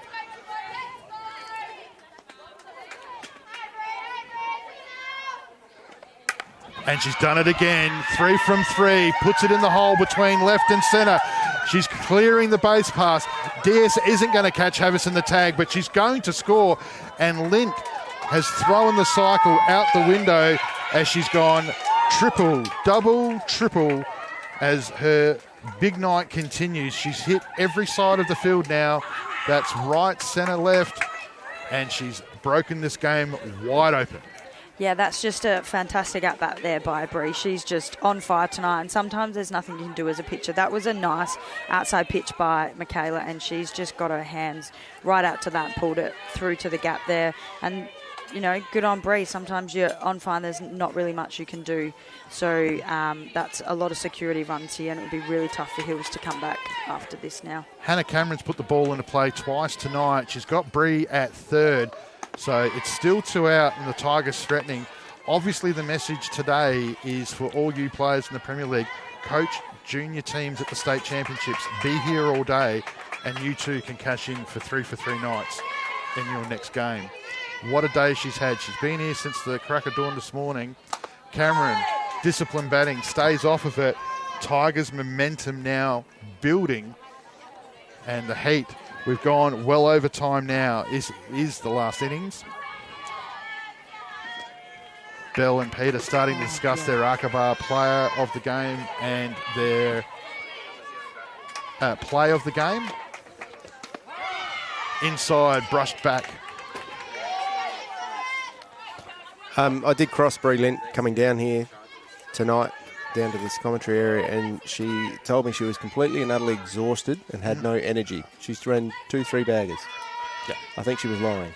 I think that's because you don't think, because you're so exhausted. Not thinking as a hitter is literally the best thing. So sometimes being tired, exhausted works in your favour. Although I'm sure she would have loved to stop it first. Yeah. But she had plenty of time to keep going. I would suggest as the ball kept rolling out. I think Coach fence. Anderson's going to have Bree coaching every other team at Seacombe before she plays A grade on Saturdays now at West Beach. She already does, doesn't she? She coaches Bs and 16s already. Cameron now behind in the count. 1 ball, 2 strikes, 2 out. Runner at third. And gets rung up on the outside. Here we go. Heat down 4-0 at home. Bottom of the 5th Junior State Championships round. Live from Anembo Park. The superstar legend, that is Belle White. Board chair, umpire of the year in the making. Pete Williams and just me. We're looking at a barnstorming finish here. Can the Heat do it? Look, it's a tough ask. They haven't really looked like getting onto either pitcher, but they are a team that has come back from before. So you just never know, but I'm going to say it's going to be quite tough for them. You know, they are at a good part of their lineup. If these two batters here can get consecutive, like back-to-back base hits here, there's a chance, but yeah, I'm going to say it's probably a bit too far for Hills at the moment. Blue? If it was only the 2 runs, I'd still give them a chance, but I think out of the 4 has made it a bit too difficult. I did say at the start that with these 2 coming in, 2-run difference, there was still that potential, but this is just incredibly difficult now. You've got young Sky Vumard who's in the lineup as well there as well, so, you know, it's a young bottom end. So here we go for the last time this evening. Junior State Championship round sponsored by the Barker Hotel and Lawn Hub. First pitch, and it's gone deep centre right. It's over right field head. Lint gets to the fence. The batter's turning, rounding second, going to third. Coach Fairley's hold her up at third as the ball comes into the cutoff. That is Havas as the relay play is complete. And for the first time tonight, the Hills have jumped hard out on the first at-bat. Yeah, well, when you're 4-0 down, you can swing really freely. There's not much really to lose. And as you see, they threw a change, looked like a change-up pretty much down the middle of the plate. Sorry, Reagan. And Charisma did exactly what she should do with that pitch. Sent it long. They got in. They held her up at 3, and that just brings up Sarah. So I said back-to-back multiple bases could potentially change it, but yeah, they've got a long way to go still. Scoring Charisma is still going to leave you 3 behind with only 3 outs to play with. Bergerson due, though, after 2 walks for the night, the second one intentional, and she's wasted no time in her third at-bat, going to the fence on the right side. Diaz comes in, throwing a fireball. Harvey meets it out in front, fouls it off hard to the first base line.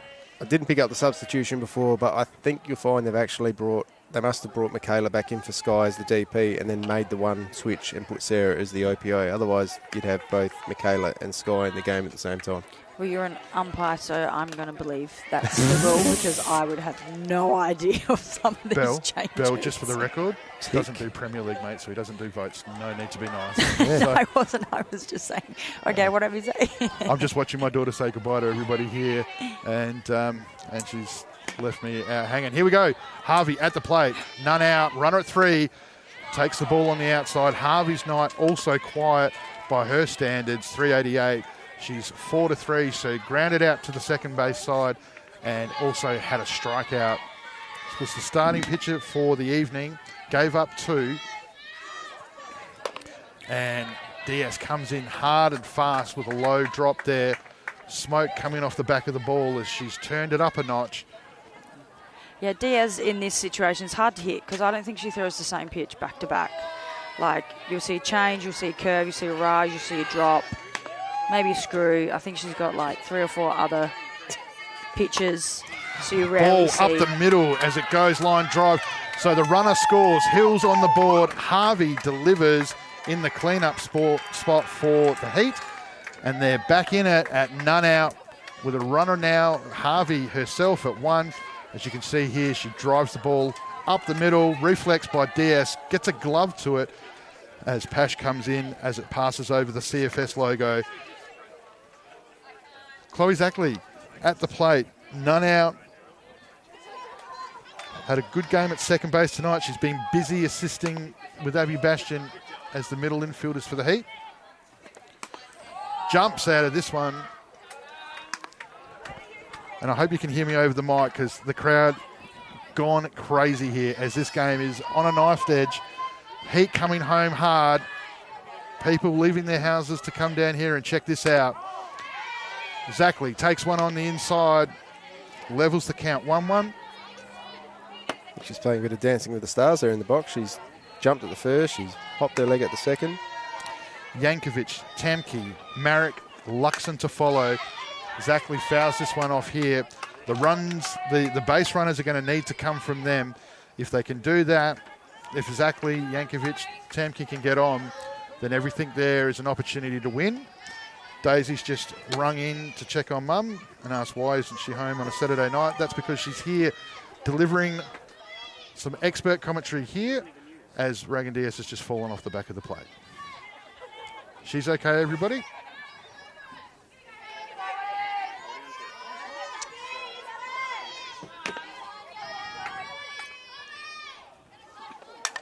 Fastball. Zackley chases it hard out in front. Fouls it off behind the plate. Straight into that big crowd. They're chasing it.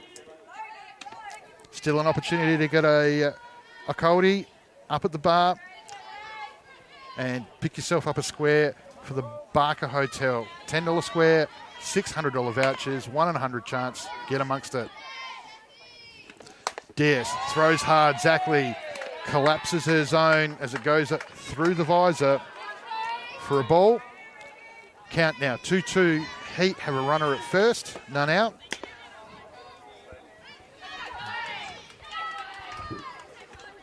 And again, to further Pete's comment from before, Zackley dancing all over the place. Diaz throwing rockets. I don't know how many are actually getting close to her feet, but she's doing a bit of moving. Well, if she's selling the umpire, she's doing a very good job of it because she's now got the count to full. And this one, a check swing. She was already in the running motion as on her way to first. Stays alive here. Coach Fairley, positive reinforcement there for the hitter. Yeah, really good at bat here by Chloe. It's so easy when you're at this part of the situation just to come in and swing a little bit undisciplined. But the last batters that have come through, these last 3 batters have really locked in and, you know, makes it hard for the pitchers throwing more pitches than they need to. And again, it's a lifted foot that's got her to first base. And I'm not entirely sure I'd use the word alarm bells, but runners now at 1 and 2. It's none out. Yankovic at the plate, Tamke to follow. So Yankovic is the tying run, and Tamke behind her is the go-ahead run for a come-from-behind finish. Anything possible here? Absolutely. Seagram's defence has been really tight, so they'll be looking here for a nice grounder. Just get the lead runner, just get one out on the board, and then hopefully build from that. But I probably would be called timeout in a minute. If Reagan doesn't get a strike in the next pitch or two, I'm definitely calling out time just to resettle the field. It looks very rushed. You can see she's very animated in the pitching sound. She's snapping. Oh, and there you go. Nearly calling timeout. So the good catcher job. in you coming out. She can see the future. So a very, I mean, and you look at this team too. You've got a young infield for the Tigers. So it's good to see here Bree Lynn, the experience and the coach of the juniors here at second base is coming over. Becky Havas is coming over, reinforcing with the kids there. Yep. And Peterson's just checking in with that. So it was good that the field stayed out of that and just let Peterson and the Diaz, the pitcher and catcher, do their part. But the Heat here challenging. So Yankovic 242 as a batting average. So every 2.5 times in 10, she's making the first base and getting bat on ball. Takes a strike here. Yeah, and that's exactly why it's important for get the catcher to call time. Resets Reagan, just gives her a little bit of a breath, and then she comes out firing with a strike, which is exactly what you want when you're behind the count. And Yankovic swings over the top for the second strike. Second strike, sorry. English good, not bad. Alice Charter-Smith was the recruit from WA who did the pitching for the Seacombe Tigers at the start of the season. DS has only thrown the 12 innings so far this year. Yeah, losing her for them at this time of the season is really tough because Reagan's that utility player that has sort of filled some spots where they, haven't been very strong in. And Munro has done a really good job to, come for the second half of the season to help the Seacombe Tigers out after several seasons off. Ball down, and it's a walk. Bases loaded for the Heat. 1 out. This is the third time in this game the Heat have had bases loaded. The second time they've had bases loaded with 1 out. What would you do as a coach here? Would you just be telling him to calm down, chill? Would you be looking to Munro, who hasn't moved off the bench since? So you've got Tamke. Or can she come back in? You've got Tamke, Marek, Luxon. Yeah. You can, but it's an in and out. She's going to stick with Diaz here. So as I said, she hasn't pitched much this season. Most of it's second half. 12 innings pitched for 11 hits and 22 strikeouts, 8 walks.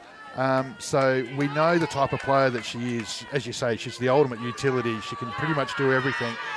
She's going to need some of her best work here with Peterson behind the plate. Tamke left side all night.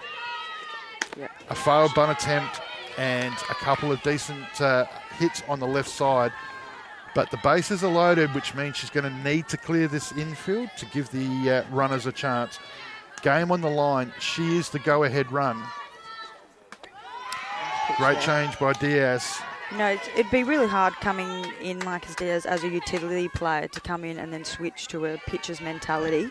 It does look like she's still wanting a little bit of control in the centre there and trying to be too picky with where she places the pitch rather than just coming in and going, I just need to hit some good edges, firing, get some strikes. I think she's just pitched a little bit too around there, but she came in firing right there, 3 strikes. She's slowed up a bit now in the middle as well. She's not rushing through the pitches as much. And I reckon that's what maybe Peterson did talk about. Bell talked about it before, and it was feeling rushed.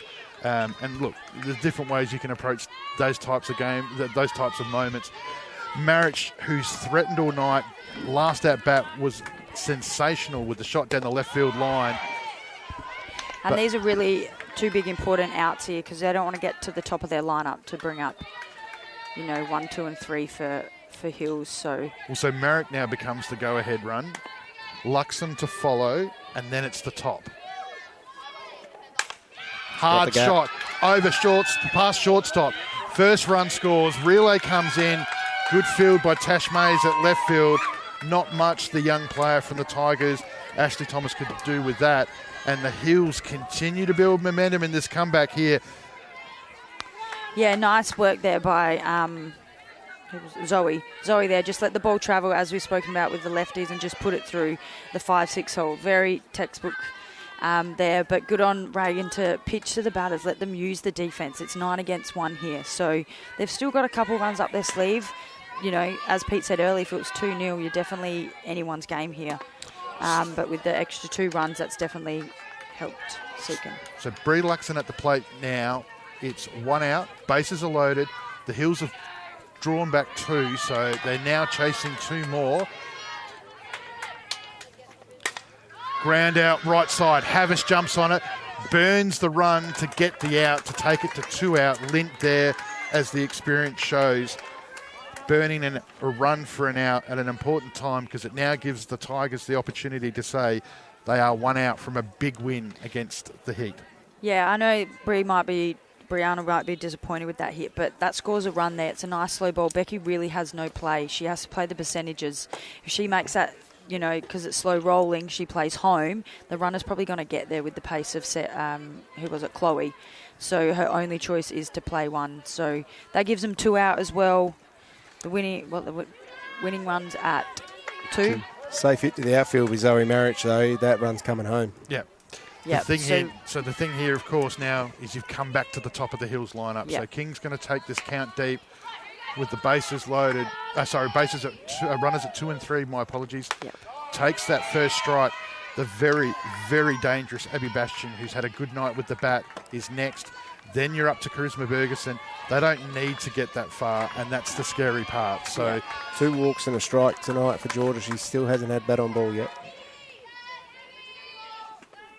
And as an outfielder, I always find this quite tricky. Playing shortstop, I still like to position the outfielders and things like that. But in this situation, they need to be able to throw the runner out at home. However, they've got Georgia King with power. So you don't want to sit, too shallow. Do you play the percentage she's going to hit a long ball or is she going to hit a grounder? It's like really hard for them to know where to stand. Yeah. What are you trying to defend? The thing is, at the sit back for the catch. Yeah. Sorry. Well, I would, only for the fact that it's 2 out. Yeah. And so you want to keep the ball in front of you. What you can't let is the ball over you, because that scores 2 and ties it up. But then with Zoe's pace at 2, if they're too deep, they've got no chance of throwing it out. And there's not really an outfielder for Seacombe that has a Maddie Cameron type arm that could ping him from wherever. Exactly. And King hasn't had the night that she normally would expect to have with her numbers and her rep. What the Tigers don't want is Bashton to come to the plate. Yeah. Because that would mean King's on and you're... Oh, she's jammed her. Third base comes down hard. King's, has she made it? She has not. The Tigers have come home and held strong as Blue Bendel has called it out. And that is a massive win for the Seacombe Tigers, and well played. The Heat fought all night long, 3 opportunities with bases loaded and couldn't get it done. Jammed was King, but a really, really good sharp play by Abby Mossman. And bang, bang at the first. Great call by Blue, and what a great game that's been tonight. Pete, you're going to head out there for us, and obviously you're going to announce winners of the Arkabar Hotel vouchers, which I didn't get a say in, but that's okay. I understand that. I think it's pretty obvious. I thought it was pretty obvious, but... 2 of them very obvious. But what a fantastic game for a Saturday night. It's exactly what we wanted from these top-of-the-table teams here. And Seacombe's defence, again, they were on tonight. Like I said, very shaky at the start, but they locked in and held the powerful lineup of the Hills. So, yeah, great job by both teams, but, yeah, really well done to Seacombe. So the advantage, of course, for the Tigers is they've got games in hand, as do the Hills. Walkerville have played a couple more games. So this is a big result for the Tigers because it gets them a little bit closer to them, but more importantly, it creates distance in the ladder against the Magpies, who have fallen out of the 4. So it's going to be an interesting time coming up. I know who Pete's going to call across. But, yeah, Hills we'll have a chat about in just a sec because I'm waiting for somebody to cue me. Sorry, a little bit behind the scenes there. When we're ready, we're going to cross over to board chair of Softball South Australia, Pete Williams, and he's with a couple of superstars tonight. Alrighty, we're out here on the diamond with our player and play of the game. We'll start with the play of the game. The catch out there tonight is what has got you play of the game. Congratulations, there's your $30 food and beverage voucher to the Arkabar Hotel. Talk us through it. You came a long way in and moved a long way around in front of the right fielder. Was there a lot of calling or was it just moving and hope? I don't know, off the bat I thought it was mine and then I feel like by the time I caught it, it wasn't, but that's okay. Was there any noise at all? Was there any calling at all from Bree out there at right field or you just kept moving in? I just kept moving in, yeah. And you hit the ground pretty hard. Did it bobble at all or was it pretty well held in the glove? No, I think it stayed. It doesn't often, so that was good. Well, CFS round, you picked yourself up a voucher as well and again tonight, so congratulations on tonight and that catch. Thank you, Pete. And our player of the game, Bree Lint, you've been up here since probably 6:30 this morning. You've done about 4 games of coaching. You came out here, you told me you were knackered, and then you come out, you smacked the ball twice to the fence, a couple of 3-baggers. Pretty nice game. Yeah, it's pretty good. I think, I don't know, should play a little bit more exhausted from now on. It seems to work, but yeah, it's good. Yeah, Anthony Weatherstone did say that he reckons Coach Anderson's probably going to get you to coach about 4 games of softball a day before you play A grade. Does that sound pretty cool? I think I'll stick to my 2. That's pretty good. Don't need to add any more to a normal Saturday. And a good result for the team tonight, obviously, keeping that sort of winning run towards the back end of the year going. How much did that feel and how much did it get close there at the end? Yeah, it definitely feels good. We secured the spot after last game, so just another win just kind of keeps momentum going, just kind of our way heading into the end of the season. So, well, all the best. There's your voucher, $30. I'll hand it back over to Anthony and finish the night off. Thanks, Pete. Yes, deserving winners there tonight. Brilliant. That's an amazing game. Anytime you go 3-for with a couple of triples in a game that matters is a huge thing. Producer Brandon, it's been good to see you again, my friend. It's been a great night. Remember that tomorrow is the Junior State Championships finals here at Anembo Park. So get down, get yourself one of those $10 lucky squares to support the Hills for the Barker Hotel, and obviously support Lawn Hub as well. Thank you to Arkaba Hotel as well. We'll next be on the TV on Wednesday night as the great man James Harris is going to bring you Sturt and Port Adelaide live from West Beach as we return to Diamond 1. Thank you, everybody. Drive safe on your way home tonight. And that's it.